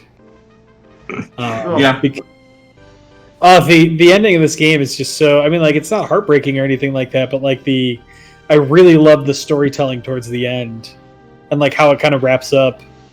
And I'll probably end up, like, I'm sorry, Frank. I'll probably end up, like, talking about it way too much when we get to the end of the game. Dude, I'm totally down with it. I'm fine with it. Like, I love the whole epilogue of this game and how it has such a strong epilogue. Like... That too, I really like it. I have had people ask me, "Do you know if there are any other games that have an epilogue like Earthbound?" And I can't think of it. Mm-hmm. I can't think of another game that does it that well. Don't think so. It's just such an emotionally resonant ending. Like, no matter who you are, where you come from, it's almost like this primal emotional resonance you get out of it. Yeah. Funny enough, the ending to this game, it sort of reminded me of a life lesson, because at first I was like, am I really going to have to, go through all this again? But then it clicked in my head. It's like, this isn't about just seeing the credits. This is like, the journey is more important than the end itself. So I should take this, embrace it, and just enjoy this since it's about to be over. There we go. Thank God. Ooh, that was Oh. close. That was kind of similar to Bravely Default in a way. Right? That one I can make an exception for. That was, that was too much. Too much. Are you After guys the ready? second time, it's like, okay, can we not do this Read the anymore? sign. Make sure you read the sign. Oh, okay. Well, hold on. Yeah, you're right. You're Nope. right. What am I doing? The sign's so important for the Brick Road story. This dungeon has no entrance fee. Come on in. Come on in, neighbor. Brick Road is one of my favorite characters in this game. Welcome to my modest dungeon, Brick Road. Thank you, Brick Road. oh god. And I love the music. I just got this like huge nostalgia rush as soon as I saw the ... brick road at the end of that sign. Like I was 12 again for a second there. Oh my God! No! Oh, no! Too rowdy. Too rowdy. Too This is rowdy. way too rowdy. Come on, this fucking goat. Just trying to solid you snake almost around this ran goat. by him. You almost ran by him. Oh no! Oh wow. I'm almost glad in a way that I didn't just suck because this area was a nightmare for me to No, get. no, no. This is like legit hard. Like It's these goats, man. The goats are just like, ugh. I just would like the goat to not spawn there, Is this a roguelike? Is this what roguelikes are? right? Oh my God! What the hell? this game's called Earth Cells. Yeah. Oh my God, this is ridiculous. Go ahead and boo. Feel free to boo. Live, die, repeat.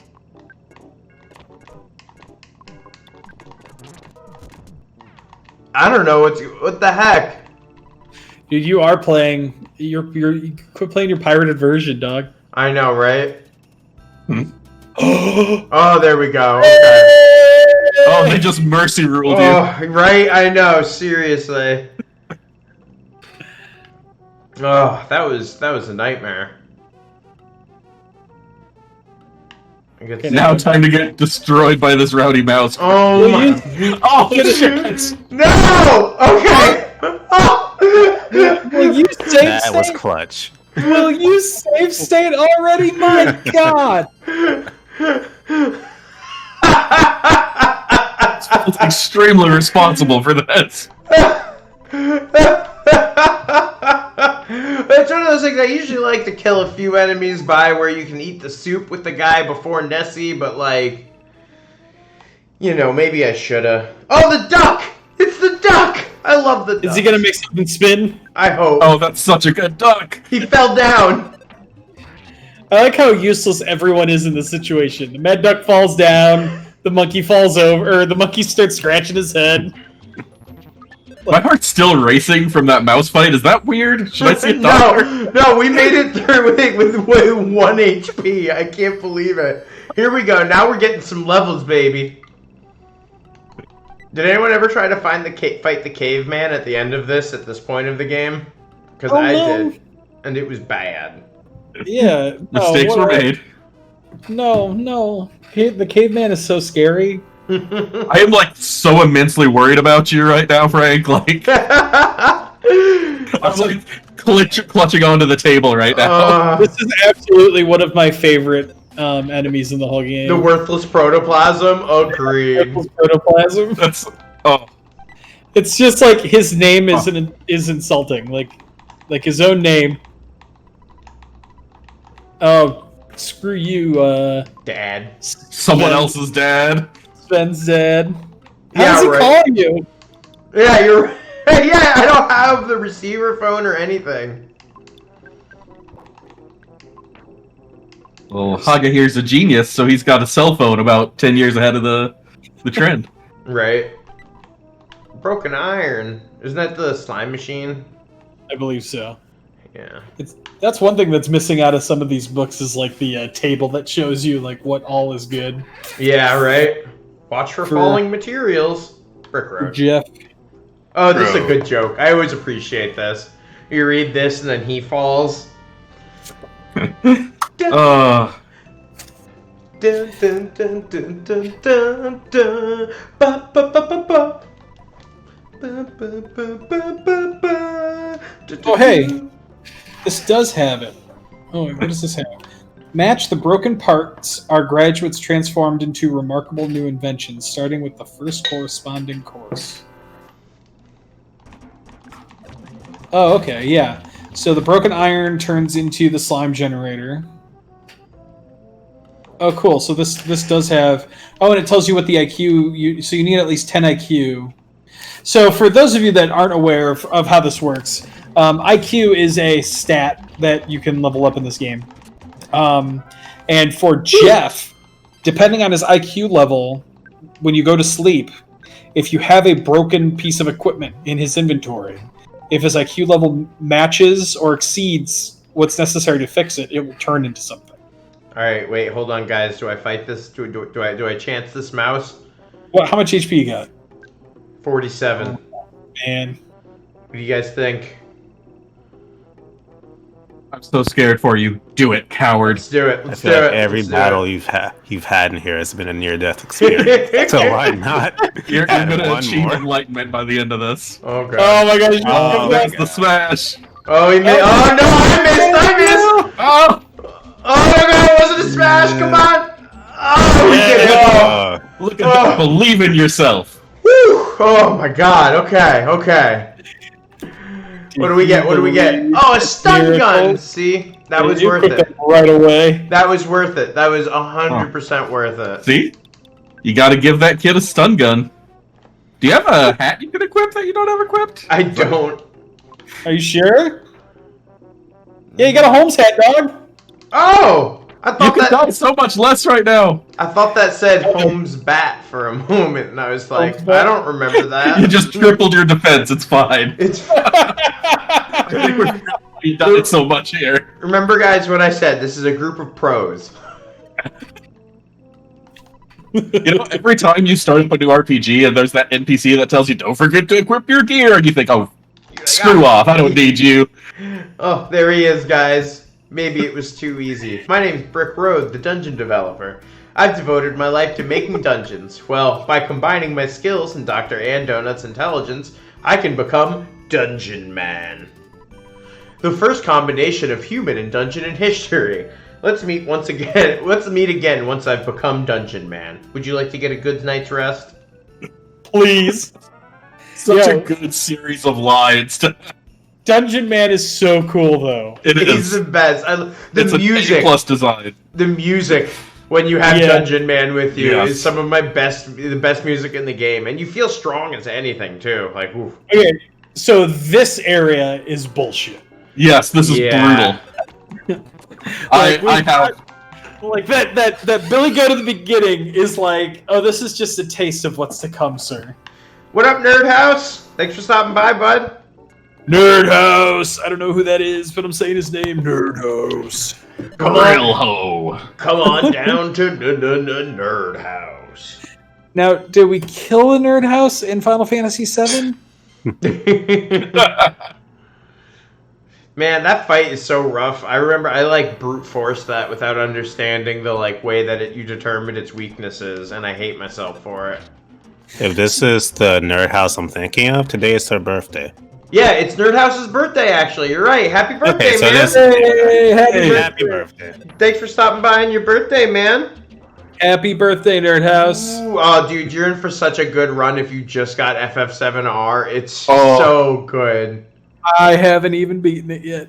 Oh, love it. Well, you might as well wait for the PS5 update. Yeah. At this point. The PS5 update and Yuffie. And yeah, it's a grade. I was gonna wait for the PC port, but then they gave it away for free. So Yeah, Yeah, right. well, How can you say whenever no I'm to in the that? mood now, I can just play.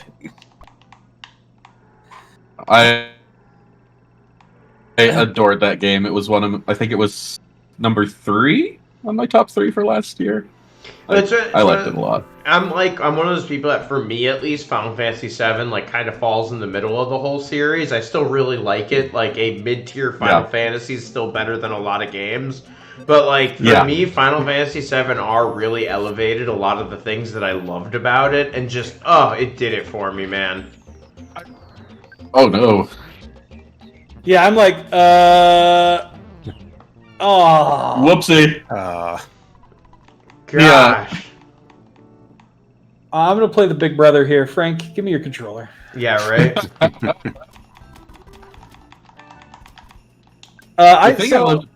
Go ahead. No, Wes, you go ahead because for real, you probably got something nice to say about FF7R. Yeah, this is what I'm doing. I'm trying to block you. Give you time to like circle back to it later when you're in the right mode for it. I'm not gonna shit all over it because I do think it's cool. Like, and I like the combat in it. It's just like if Final Fantasy VII is not.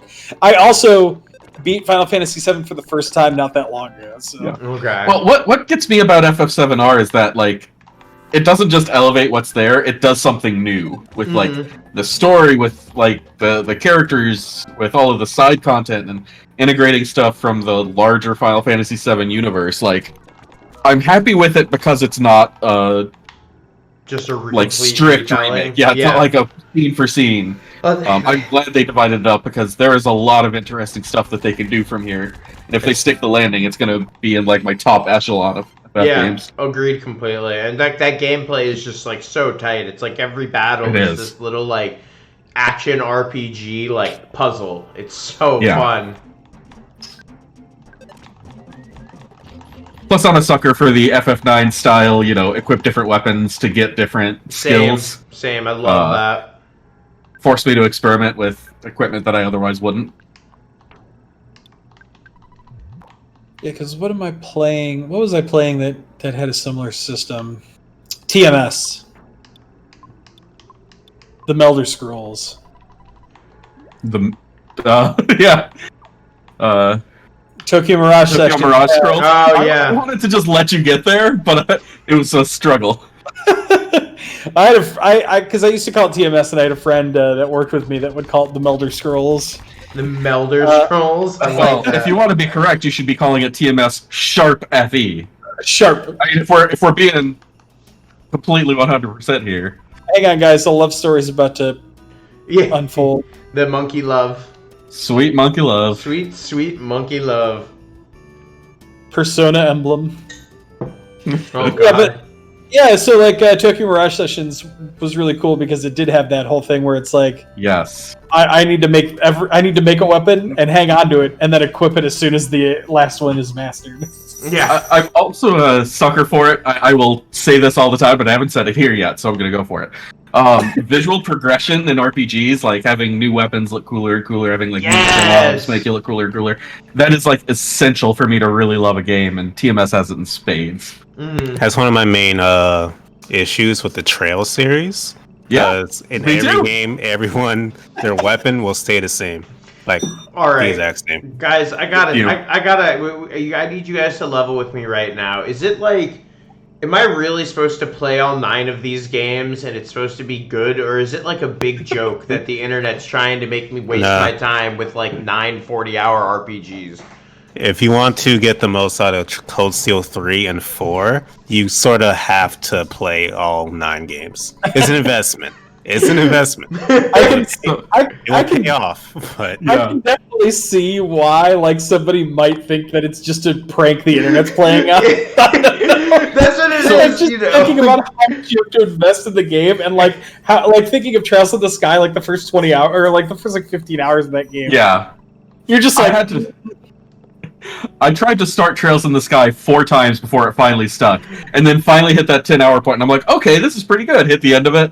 Okay, I'm gonna go into Trails in the Sky too. By the end of it, I'm like, why do I like these games? It didn't get any worse. It was still like continuing that same really strong story, but I was just like, man, I'm out of gas here. And then I was like, okay, I'll try start up Cold Steel 1 again, and everyone told me, oh no, that one has a super slow start too.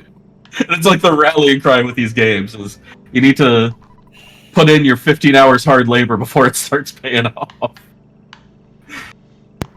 Cold Steel 1 especially is just like 80 hours of setup for the sequels. Oh gosh. Yes. If you're not into it, I don't blame you if you drop it, but your time investment will pay off.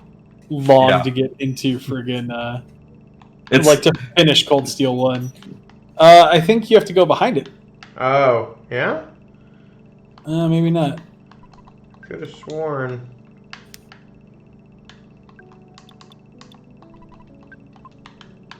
Hold on, is there something outside that I gotta do real quick or anything? Let's go down here for 2 seconds. No! Oh god, it's horrible. Don't show it. Look, the memories. Just think of the Sword of Kings. How many hours you spend down here? Was this just to torture us? Yeah, it was. Oh no! No! No! Oh no! Your hubris had rough. Oh my god! Oh, I got away! Oh, thank God! He just gave you a little spook 'em. To the end of Oh my god, that was the worst. Alright. Speaking of jump scares. Yeah, right, that's exactly what that was. Come on, Yeah, Dr. I don't know Donuts. Hang on, check your inventory. You might want to drop something or eat something. Okay, now go talk to him. Oh, he says let's get together in 10 years or so. But you're still hungry.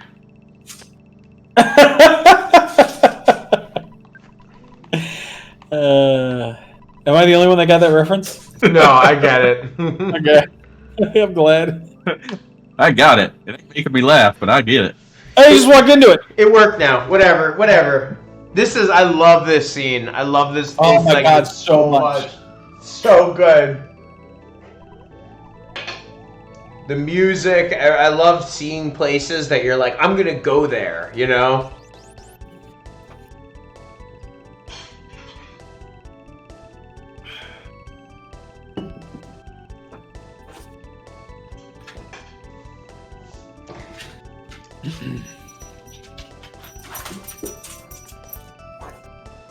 All right. Well, while we're enjoying this little cutscene, Wes, why don't you tell us a little bit about some of the stuff you've been working on? Yeah. So like I said, I've been writing for RPG Fan lately. I'm putting out as much as I can. Recently did a newbie's guide to Shin Megami Tensei, kind of broken down by what type of games you like, which is an adaptation of an old blog post that had gotten some traction for a few years. I recently put out a new accessibility piece on how Project Octopath Traveler had some serious color blindness issues, which is going to be the first in a series of things I'm going to do on the same subject. And then coming up pretty soon, I'm actually going to be writing a little bit about Mother 3 and some deeply personal, troubling stories that game brings up with me. Which, again, I have to reiterate, is one of my favorite games of all time. Yeah, I like to write about stuff that, attracts people into something that they didn't know about before, so that's kind of my jam. Nice. Beep beep.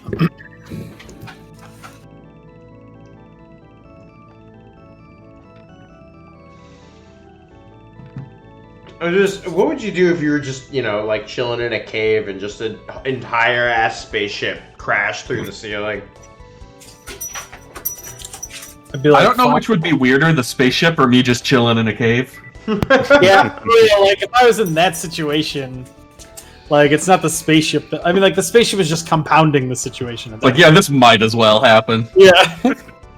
The phrase gets tossed around a lot, but with Earthbound, I feel they really don't make them like this anymore. Yeah. Just watching this, I can't think of any other game, even Undertale, that just has you flying in a spaceship over towns to a zombie-infested town in a cemetery.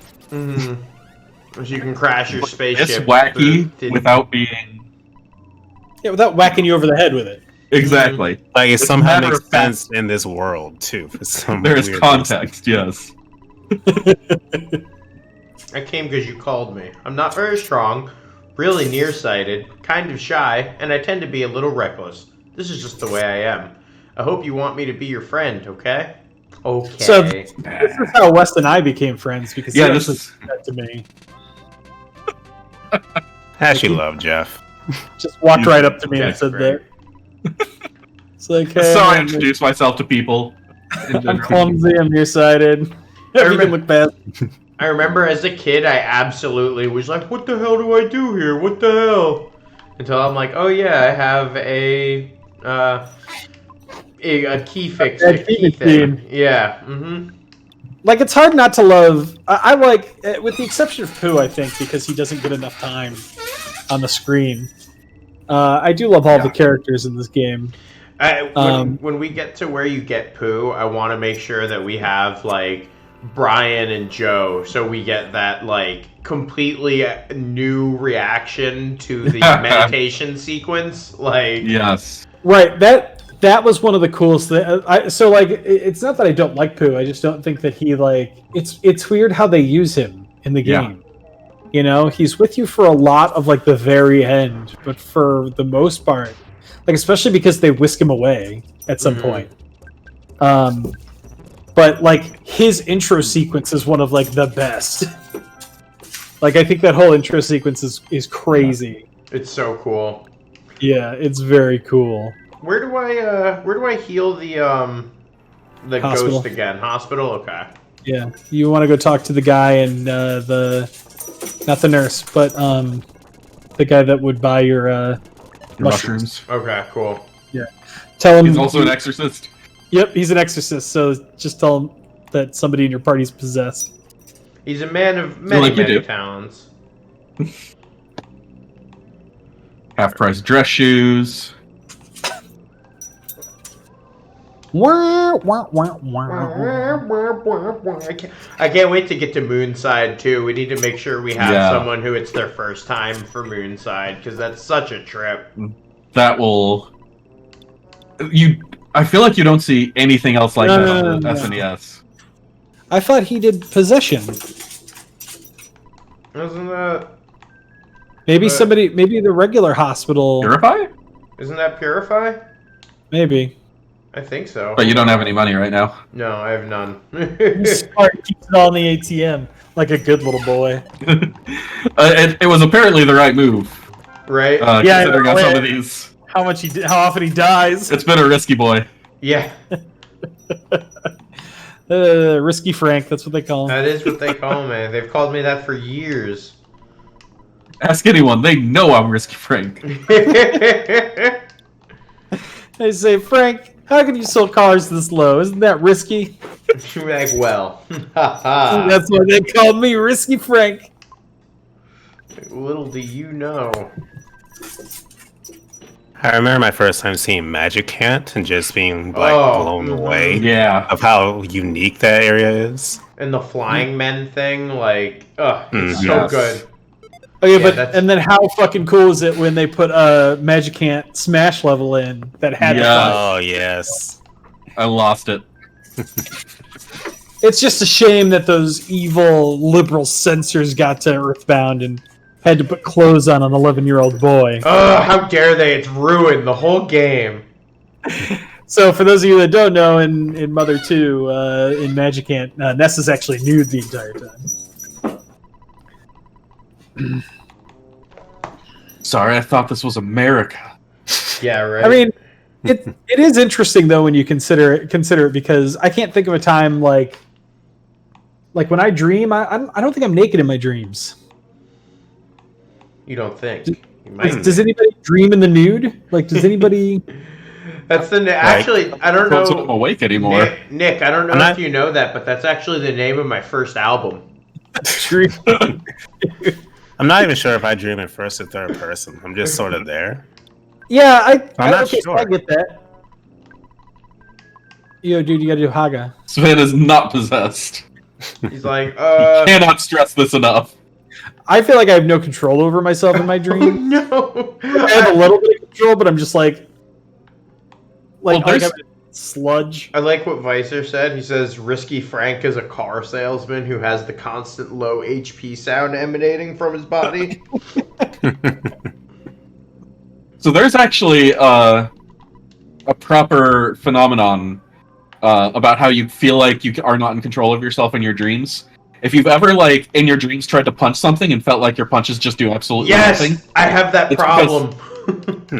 Your body relies on the physical feedback of you hitting something in order for you to know that you have actually hit it. Mm-hmm. So when you don't get that, like, feedback from punching something, most of the time your brain is just going to say, "No, it's you obviously aren't actually hurting anyone."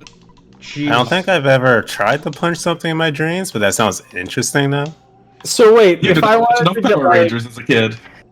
like if I wanted to that just means like you should numb up your knuckles before you get into a fight. Yeah, It's just like change never- the association. It's like in The Simpsons when Jimbo's punching Bart because Marge made him wear all the like skating gear, like all the pads and everything like that. And he's like, this feels great on my knuckles. I could just punch him for hours. All right. Well, let's do it. Wait, what are you doing, Novocaine? Just put a little Novocaine on my knuckles. All right. So let's It'll help me say- lucid dream. Trust me. Yeah, it'll be great. I promise. Yeah, I don't know. Lucid dreaming is like one of those things where they're like, oh yeah, it's really cool. You can control everything in your dreams. But if you fuck it up, you get sleep paralysis. And I'm like, Yeah. nah, that's good. I'm good. Yeah, Okay, I can speaking attest of to that. sleep It happens. Oh my Like, god. Yeah. You Like guys, sleep paralysis is like just sounds so terrifying. Does Vice- that you've tent you've anyone never else's had sleep it? paralysis, I Demon? never yeah, the had 10 is sleep my paralysis. sleep paralysis. Yeah. The first Look, time I had sleep paralysis, I was shook. I didn't know what the Yes. heck was happening. I was terrified. You think you're never gonna move again? Like, oh no, Right. this is it. I'm done. Oh, I do not want that. What I- happens now? I'm just like, okay, let's get this over with already. This will be done eventually. Monster peeks around the corner. Is it my time to come out yet? Oh! Oh! Just come out. Look at that Just come shit. on out. Did you guys see Yeah, that? I saw that. That hurt. Come on! That's not cool. Right off the bat? Are you kidding me? This game is just not being kind. Rigged. It's okay. At least I got him crying. God, that was ridiculous. Oh, Alexa's gonna die. Unless you're fast. Oh no, wait, never mind. So I'm sort of confused with his sprite. Is the inside of his mouth like lips, or is that a tongue? Like, Well, what's I scarier? think it's supposed to be a tongue, but I've never actually really looked at it. But now that you said, Well- is that supposed to be lips? I can't unsee. Like, this Yeah. is a luchador mask? Yeah! 'cause that's what it looks like, a luchador. Oh no! That fucking rules! Oh, Yes, that's- that's exactly what it is. That is 100% what it is. Because that really is what it looks like now. There's no way I'm ever gonna be able to look at that and see. Oh, again. that I can't that- believe. In stereo. That's just lips. Oh. He looks so serious with the lips. You know, I know. the lips are just like, "Rrr." Yeah, at least he looks a little jovial. Like if you look at it the other way, but like now he's just looking at you like. He just makes the Minecraft villager sound the whole time. Oh. I guess now my sleep paralysis demon is going to be the luchador tent, so. The luchador tent. You know, open up your eyes in the middle of the night. And he's just sitting on your chest. So Imagine explaining that to your therapist. So it's like a tent, but it's wearing a luchador mask. So it is the luchador mask? The luchador tent can't hurt you. The luchador. Jeez. This is someone needs to clip this the fucking luchador tent, please and thank you. Good lord. It's got lips. Oh my god. I can't handle Need it. some luchador tent fan art. Yeah, it's I will say I'm impressed. So many people got through this game without any type of guide growing up, because I had to look up a guide a couple times playing it on the Wii U. No, dog. We did have a guide. Yeah, I was gonna say, I'm guessing. Oh, We did. We'll get you. And since I'll go grab it real quick. Yeah. I'll give you the condensed version while he's got that to show. The original release of Earthbound, Nintendo of America was like terrified that this was going to be too hard for kids here to understand, because they were always terrified of RPGs. The FF4 remake that got rid of like all of the unique job skill or not remake, American version that got rid of all the unique job skills, replacing future Final Fantasy games with Mystic Quest, which was kind of this beginner RPG. So they decided, we're going to make this work out. We're going to release a full strategy guide as part of the box that comes with Earthbound. Oh wow! I never knew that. It is. Hopefully, he's able to find his, because this guide is like a thing of beauty. Sorry, I would have gotten here faster, but my closet is very small and my dog likes to get in the way. It's like, oh my god, what are we looking at? I just want everyone to appreciate the Apple Kids' latest invention, zombie paper. That is so good. Zombie paper stuck with me so much. All right, so here's the box of Earthbound. All right, and there's a little bit bigger than like standard, your standard game box for the Super Nintendo. So I always saw the box art, but I never saw a physical one, so I didn't know they were that big. So what's really cool is check out how legit the back of this box is. Yeah, I've seen the claymations of them on the back and stuff. It's great. Well, there's way more than that because it came with this. Yes. All right. Oh, that takes me back. So it came. It says bonus inside free player's guide, and it is a 128-page player's guide. Wow. And so where we're at right now, the clay art and on the every box copy so came cool. with one of these. Every single copy. Everyone. Wow. I'm having my mind blown now. I've never heard of a game that really did that. It was so I The don't know closest would be SMT4, which had a mini guide with it on the DS. Oh, 3DS. Which was still pretty nice. Yeah, that was still super nice. Yeah. Because it was, I think, Double Jump that did that mini guide, and they were. So what was really cool about this was that it resembled a travel guide, right? Yes. Let me get to. Oh, you got to show the. I just remembered the Wii U version. Yeah. It came with a digital copy of this. Yeah, I just remembered that. Yeah. So here, 3 journal. Mm-hmm. So Oh man, that. Oh. And then visit 3, and it shows you cool stuff. I love it. Do you still have the stickers that came with it? The scratch and sniff. Oh, that was such a key I've part. heard of those. Do Such they a actually key part of smell their like marketing. anything? Yeah, they do. They really didn't smell like what you thought they would smell like because they really were just kind of basic scratch and stiff stuff. But their magazine ads though had a scratch. Their magazine ads they went for a barf smelled scratch and sniff ad.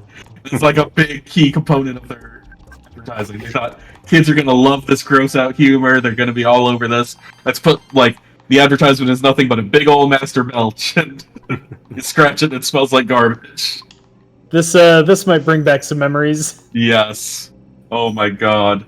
Nintendo Wow. Power Super Power Club. That's It's awesome. scary. And then here's what the consumer information booklets used to look like. Got to read some Ness and Lester in that Nice. Nintendo Power. Nestor and Lester. Oh, the Lunar 2 amulet. I love. Oh, hell I yeah. still have that, I think. Yeah, I still got my nice CIB Lunar 1 and 2. Got Lunar 2 and Arc the Lad collection are my working designs boxes. Ooh, nice. My favorite working design box will always be what was it? I think Dragon Crown on Sega CD with the nice that gold foil all over it, and it had a bunch of nice raised depth to it. They went hard on Sega CD and Sega Saturn, which is a shame because so few people owned it. Yeah. Well, Just remake the whole Sega Saturn, please. Sega's whole career after the Genesis was just a colossal fuck up. Yeah. Just a shame because they kept making consoles with really good games on them. It just their business plan never worked out. I love the story of Japan being look, we're working on the Sega Saturn, so let's ramp down Genesis sales. And they're like, nah, we want to keep it going, so we're gonna make the 32X. Yeah. And Japan's like, all right, but you got to get it done by this date. And then fucking surprise announcing the Sega Saturn, and then No one was ready for it. nobody ever was ready for it at all. And like, I don't know, it was just. I mean, like, that's hubris. I think that's hubris right there. The Genesis was my first console, but I don't think I ever even saw a Saturn like in person, like in my life. I don't think you're unique in that. I think you are in a lot of good company there. I was gonna say, like, I definitely saw one because I was growing up at the time and constantly going to game stores and stuff like that. But I feel like anybody that I gotta go to the bathroom really quick. I'll be right back. Sorry. At least you're leaving us with good music. Anybody that because now I think about it, I only saw it in the box. I don't know that I actually saw a Sega Saturn when I was growing up, out of the box, and nobody I knew had one. That's for sure. Mm-hmm. Oh yeah. I finally went and bought myself a proper Sega Saturn for PC controller because there were too many games that just don't have another release anywhere, and I desperately wanted to play Panzer Dragoon Saga properly. Oh my dude! Is that official Mother 3 box? Yes, it is actually. You can tell because it's all Japanese in the back. not a spit of English. I'm so jealous of Japan's ability to have really cool minimalist box design. Yeah, because this is legit. I love the look of this box. The just red. So, I don't know how many of y'all know this. I showed this off at the end of the first stream. Ooh, what do we got? But I figured now would be a good time to show it off again. I don't know if y'all know this, but there's a thing called a Game Boy Micro. Ooh, yes, please show this off. All right. And Mother 3 actually got its own Game Boy Micro. There's apparently a really good little handheld. Oh, I'm jealous. That is beautiful. The Game Boy Micro is something I don't need, but I always wanted one just to say I can have it. I'm with you. But they're so freaking expensive online now. And this one is specifically for Mother 3. It says "Welcome to Mother World" on the back. Oh, nice. That is a gem right there. This is probably the crown jewel, I guess. Well, maybe the complete box Earthbound is. But a little Game Boy Micro instruction manual that comes with it. King Deebs in the chat has the NES Anniversary Model Micro, which is another really freaking pretty micro that they made. Is that the gold one, or? It's either the gold one or it's styled like the NES one. Well, the Famicom, so it would be Famicom. Okay, yeah. Yeah. Are you guys ready to talk to some zombies stuck to the floor? Okay. This sticks with me. Paper, this was like whoever wrote the zombie paper joke. It's just amazing. All the raises. If I try to get away, my body will just fall apart. It's because I'm a zombie. I'll blame you after my death. I'll blame you for the rest of my life. It's so stupid. Could you help me? Maybe not. I like that last one described the joke. My life will fall apart because I'm a zombie. I don't care if I pass away. Ha! I'm dead already. You're the enemy of all zombies, you monster. I like that phrase. All right, so before we go back to the game, even though we are playing the game, here's the cart that comes with it. Oh, legit Mother 3 cart. It's just gorgeous. And have the legit instruction manual to Mother 3. And I think this is oh yeah, and it comes with a PSI list. Ooh, that's cool. Check this out. Oh, that's cool. I'm a sucker for little handouts like that. Oh my gosh, it's so cool. I mean, I can't read a lick of it. But... Yeah, speaking of cool packaging, I actually finally after all. I thought he was going to take off his pants. Yeah, that looked like an intro to something that we would get booted off the Twitch for. I got a cool packaging. I got my Super Blood Hockey today. Oh my god. Because I do the marketing and stuff with PEG, and like I have been looking and posting pictures of this thing for months now, and like I get to hold it. I could rub it on my face. Like, look at this sick NES style. Like, we didn't tell anyone about this, and it was so cool to see people's reactions to that. But like, it's just, and I'm not even. Oh my god! I'm not even just out here shilling for the company I work for. That's so like, good. It's so, and like, look at the inside. We have full inlay art. That's awesome. A full. Yeah. Oh. A full guidebook and everything, or instruction manual. Like, it was really cool. Like, Going hard on it. Yeah, I'm not trying to just be like, yeah, you guys should like buy these for my company, especially if you see an ad on Facebook because I wrote it. But like, it's just a legitimately really cool product, and I just happen to have something to do with it. No, I especially Pure love coincidence. that NES slip. Yeah, Really neat.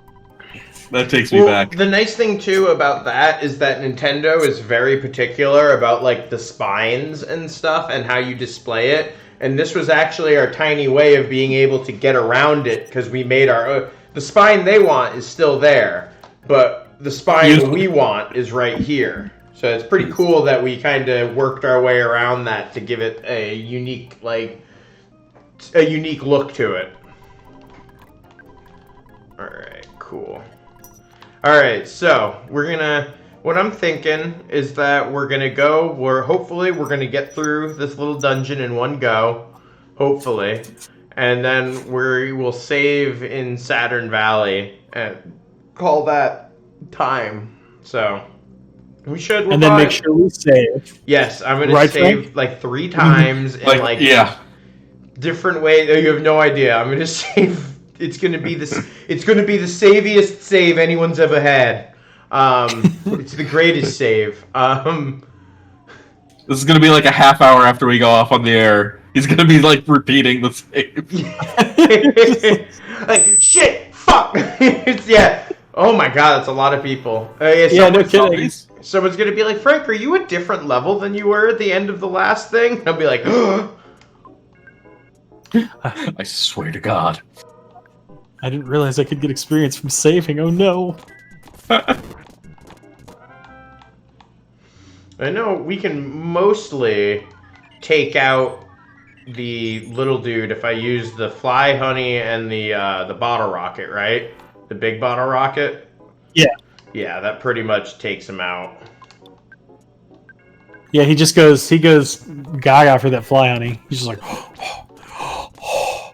That's one of the things I so love about Earthbound is how often like you just use an item to do something special. Like there's no like prompts for it, there's no unique UI or anything. It's just you have items in your item list and they do certain things. And if you know to do it, you know, you can overcome both proper obstacles and just like make things easier.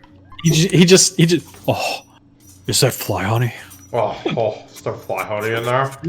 I always appreciate the random chests that they go, aha! And then they tell you, yeah, ta-da! It's that Skip Sandwiches coming out party. Yeah. Oh man. Make way, boys. That's what Ness actually says. I love the no good fly. I just want everyone to know how much I love the no good fly. He just does something for me. He's so Perfect simple. Name. He's just like, I'm no good, damn it. I'm a trash man. I eat trash. I'm a trash man. I said something nasty. Your guts went down.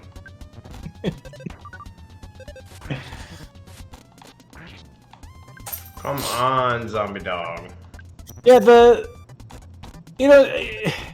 it's really interesting to me that I connected with this game so much, despite like a lot of the roots and everything like that could be described as a very like an homage to Dragon Quest, right? And like, there's so much of the game that can be that's just like referencing other older, less I don't know.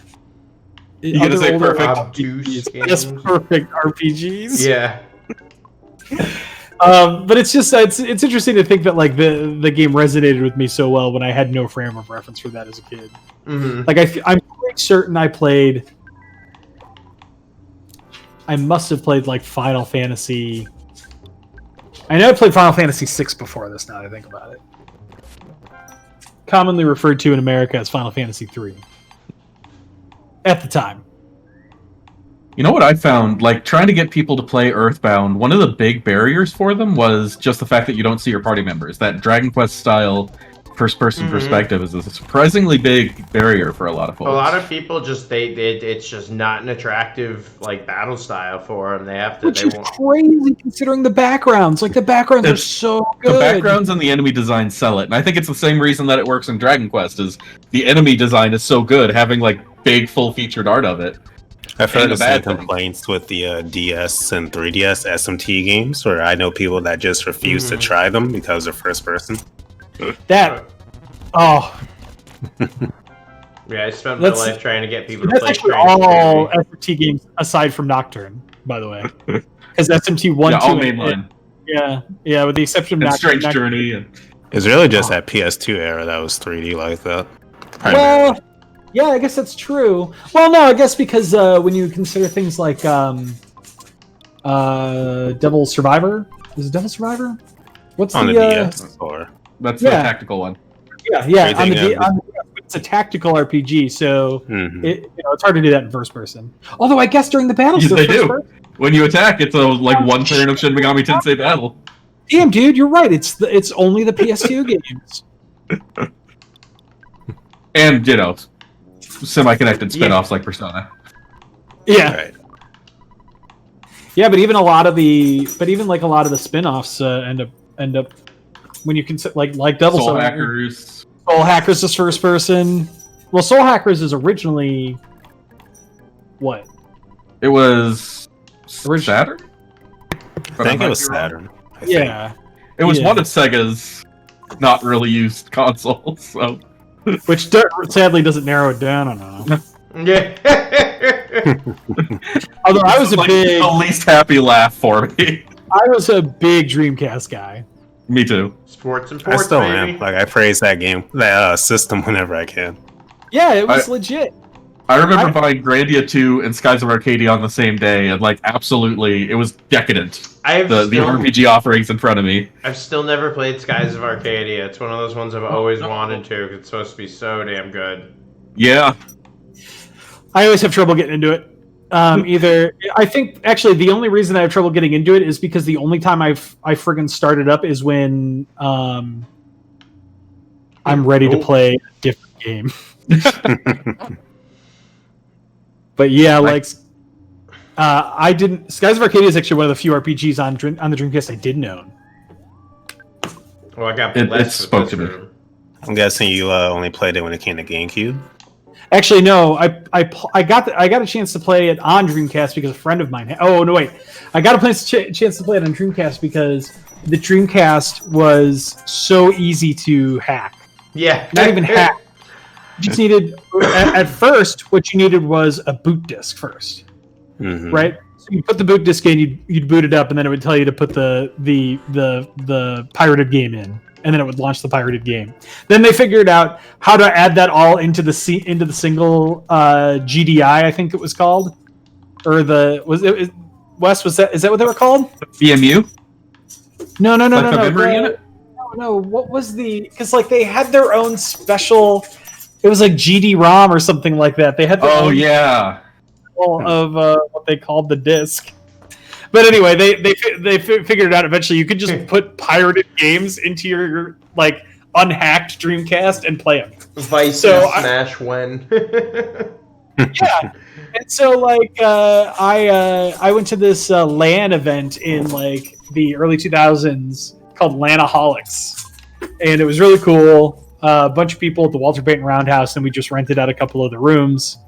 But I knew one of the guys that ran it, and he also ran a Dreamcast. This is showing my age a little bit. He ran a Dreamcast ISO IRC channel. And so he had them all burned out. And so my friend asked him for them, and he came by with 2 stacks, 2 of those 100 stacks. You probably haven't seen these. Back in the day when you would burn discs, you could buy like 100 stacks of them. There's 100. Yeah, I'm a little spindle. Discs, or blank discs on a spindle, yeah. And so he came over with 2 of those, and he had every Dreamcast game that had ever been released. Oh my god! I would have been a kid in the candy store if I saw that. I would not have finished a single one of them. I would have played 10 minutes of every last one of them. It was an event that went overnight, right? So like you got there kind of like early in the day, either in the morning or around noon, and we would have tournaments throughout the night, and you would pack up and leave the next morning. My friend spent the entire time ripping those discs and putting them on his computer. He didn't play a single game with us. Oh my god! He spent the entire time moving those over. He was so preparing for the future. It's good to note that at that time, the only internet in the area was still dial-up. So, Wow. We're dating ourselves here. Oh yeah. Gosh, what should we do? I know it's not going to be tonight. It'll be next time. What should we do for the 5 minutes, Nick? I feel like we should do something special for the 5 minutes. 3 minutes, Sing along. right? Pollyanna? When the game makes you wait for 5 minutes straight. No, it's 3. It's 3, it's right? 3? Is it? Is it 3? 3? I think it's 3. It could be. Very well could be. I'll do a little looking up. Ooh, thank you. We'll be like a dramatic reading of an odd Austin message in the group chat or something. Wait, it's 3 minutes. Okay, 3 minutes.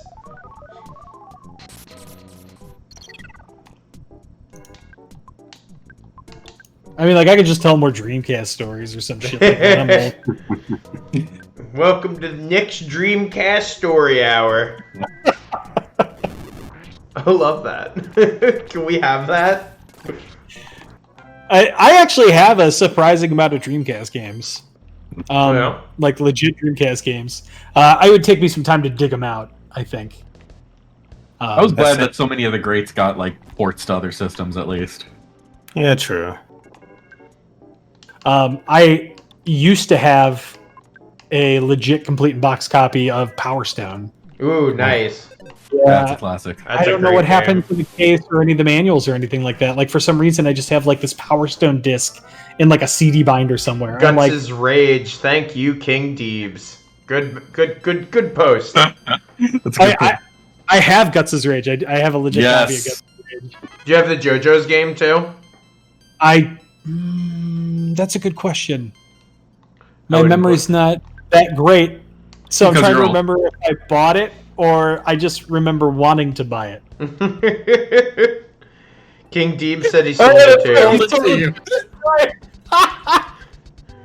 Oh, that's right. I was wondering how I got that. I was like, wait a minute. I don't think I would have just bought it. That's right. You didn't sell me the JoJo games, did you? Of course, that was the first one you got, Immoral. Yeah, that checks out. Those are the two. I have 2 anime tattoos. One, I have the Joestar tattoo there, and then I have the Brand of Sacrifice there. So. Nice. You guys hear that? You guys hear that sound in the distance? What could it be? Maybe a land of wonder? Or just roaches? I don't know. Probably roaches. Hang on, is he gonna knit his brow? That was my favorite thing that he would do. Very good. The roach is knitting his brow.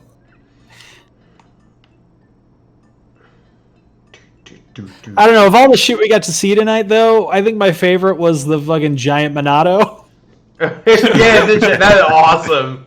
Like, that's gonna take up some space in my brain for a long time. It's a You're just gonna wake up after a heavy night of drinking and you're gonna find one on your door. Giant Monado! Yeah, Is it bad? I kind of want a second one, but one that actually, like, transforms like that, it does in the be game. so cool. Guys, look who it is! It's Mr. Saturn! Show it off, Wes. We feel groove! Hi-ho, me Mr. Saturn. This place, all are Mr. Saturn. The font for Mr. Saturn is just next level stuff. It's So, kind of you know why, right? Go ahead. What? I was gonna just touching on the Japanese version in Mother 2, the way that Mr. Saturn talk. It's actually the font choice is inspired by Itoi's daughter's handwriting. Yep. Oh, that's cool. Right? What were you gonna say, Nick? No, I was hoping I was going to prompt you to tell that story. Oh, perfect. Look at that. That's why you're my co-host, man. Same wavelength. I remembered us talking about that, so I wanted to make sure we covered that. Healthy and dandy. All right. You got the slime generator. Yeah, thank God, right? I like it when you start to get the really good ones, like bazookas and shit like that. Like, oh, so good. The Hungry HP Sucker is the best one, I think. I love the Hungry HP Sucker, yes. So, in Mother 2, the strange creatures that live in Saturn Valley are known as Doseisen. I'm probably pronouncing that wrong. Dose is the Japanese word for the planet Saturn. And san is a suffix added to names to show politeness, akin to Mr., except it can apply to any gender. Okay. Huh. Many of us are aware of honorifics. Yeah. So, Earthbound's localizers, oh my goodness, understandably named these creatures Mr. Saturn. However, because Mr. is a male honorific, most English-speaking players assumed for years that all of these creatures were male. This assumption wasn't nearly as prevalent among the Japanese fans, and was proven false by Mr. Saturn in Mother 3, who mentions being female. Okay. Oh man, the cameras are all screwed up, Frank. I fixed it. I'm in there. It's fixing it. It's fixing itself. There we are. Cool. I went and closed the capture, and then it was like, oh, no. And I'm like, okay, cool, I got this. So It's fine. Life finds a way. It's specifically called out in here. Not only do the Mr. Saturns look strange, they speak strangely too. In Mother 2, their dialogue uses a special font based on the handwriting of Shigesato Itoi's young daughter. Oh yeah, that's so cool. Is there? Do we know what the English font is, or is it just they were trying to make it like a childlike font? Let's see here. No, they don't really. The font's silly appearance and deviation from standard Japanese text grid lend the Mr. Saturns a unique and whimsical feeling. Earthbound's localizers created a similar off-the-wall English font, although it wasn't based on anything in particular. Got the exact answer I was looking for. Perfect. I mean, this thing's a freaking tome. I'm seriously, I didn't know that existed. Amazing. I had no idea that existed, and I'm just like, it's the Bible. The Earthbound Bible. Yeah, Free plug, check out the Legends of Localization website. There's so much free content on there. Oh, really? Yeah, see, I think we're reaching out to Tomato, aren't we? Yeah, we're working on reaching out to some of the bigger names in the larger Earthbound community to see if they'd be interested in being in on this. And Tomato is one of the people we're talking about doing. That would be the Absolutely. coolest thing. Yeah. Yeah, because I would hang this up. I would just we'd start the stream and I'd be like, hey guys, guess what I'm doing?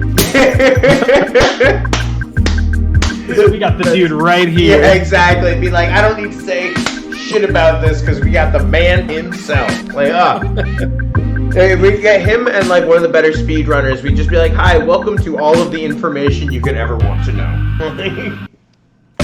To compound on Wes's free plug for Legends of Localization, he also streams and does this really cool thing where we watched him stream Final Fantasy VI, and what he did was he had 4 different translations up. The Super Nintendo release, the GBA release, the original what was it? The original Japanese? I think he had the original Japanese, but he had the fan translation. Okay. That's right. They had the fan translation. The DJAP fan translation. It was so cool to watch him and it was really cool to watch it because he would go and he would talk to somebody, and all 4 of them would populate. Yes, it's like this hand-coded thing that pulls up the lines based on what you're doing in the game. It'll pull up the correct text line. Oh my gosh, it was so cool. Yeah, I really recommend checking that out, guys. And then he did a huge blog post series on the best parts of that stream.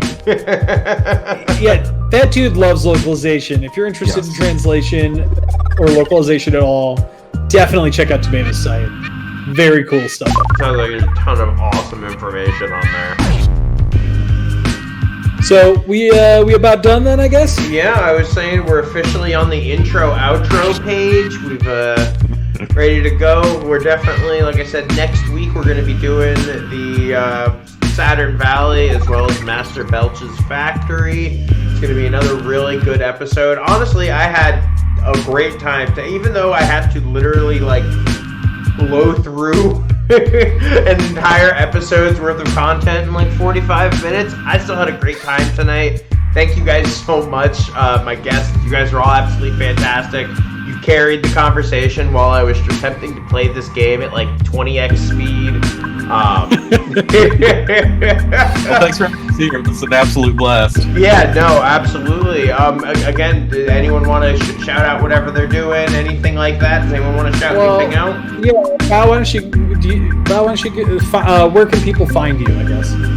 You guys can find me on Twitter at RealBowZakaraga. Don't ask why it's called Real. You guys can find me on YouTube at BowZakaraga, as BAOZAKERUGA. I make a bunch of videos on random things, thought-provoking topics, all that. Thanks for having me on this week, guys. It was a lot of fun. Seeing you guys be so passionate about this game has made me want to revisit it, so appreciate that. We're doing our job then. That's thank a you. great Mission accomplished, right? Yeah, for real. The greatest honor an Earthbound fan can get is getting someone else to want to play more Earthbound, so... Yeah, definitely. Happy cult. Wes, do you want to shout anything out that you're doing or anything like that? Yeah. You can always find me on Twitter at WesIliff. That's WESILIFF. It looks like a barcode. It's hard to spell, hard to figure out. You'll get there. You can also find my work under the same name on RPG Fan, and my personal blog at messofchords.com has everything that I put together up through 2018. Awesome. Also might find a little something in the upcoming JRPG book from Bitmap Games. Oh, okay. Oh, that's right. Yeah, plug that for a second. Yeah. Talk about that for just a second. Yeah, I heard completely forgot that. JRPG book, and I'm suddenly interested. Yeah, so Bitmap Books, it's Kurt Collada from Hardcore Gaming 101 puts out a lot of these tomes, like the CRPG book that came out, and focusing on different genres. And there is upcoming a JRPG book in the next month or so. I believe that's it's slated for. I feel like we've been waiting forever for it. Yeah. Isn't that It's anything good in gaming? Beautiful cover art by Steph. Oh, I'm going to ruin it if I try to pronounce her last name. Check out the JRPG book on Twitter. You'll see all kinds of beautiful things. And I did a big old 2-page spread on the Phantasy Star Online series for it. So. Ooh, PSO, a man after my own heart. So fun going back to those games and pulling screenshots from them. It was nice little blast from the past. You're just oh boy, Del Lily shooting Megan, great. Yep. That's how you know I played. Yeah, exactly. Hey, listen, I natural farmed a Psycho Wand for my Pinkle Force. Hi, how's it going? Oh my goodness. Alright, well, Nick, you want to shout out anything you're doing? Right now, what I'm doing is I'm making sure to put everybody's social media stuff in the chat. So if you want to check them out, and then we'll probably put a compilation of this stuff in a tweet. Mm-hmm. Yeah, we'll and tweet that out as well. Out, give a nice wrap up of everyone. We should have been doing this from the start, but probably. Hey, we're learning. Exactly. We're learning. Hey, I mean, we've all listened. This time we started the stream and not everyone was muted, so we're good. The journey's coming along. Yeah, exactly. Oh, Monsterbound's been a journey. It's great. I love it. Well, on that note, again, I'm your host, Woodman, aka Frank. You can find me at Woodman FLG just about anywhere. Obviously, thank to MonsterVine for getting us together and giving us a place to do all this. And thank you to the chat, to all the people watching the VOD, to all the people watching the YouTube video. Thank you guys for being interested in our content and for being passionate about this game series. We wouldn't be doing this if I didn't know that there was a lot of people out there that are just drooling for more Earthbound stuff. And I'm happy that we can be the people to bring that kind of stuff and try to sate your appetite. I guess, everyone, do you guys want to give a 3, 2, 1 Fuzzy Pickles and call it a night? Sure. Perfect. Yeah. 3, 2, 1 Fuzzy Pickles! Fuzzy pickles!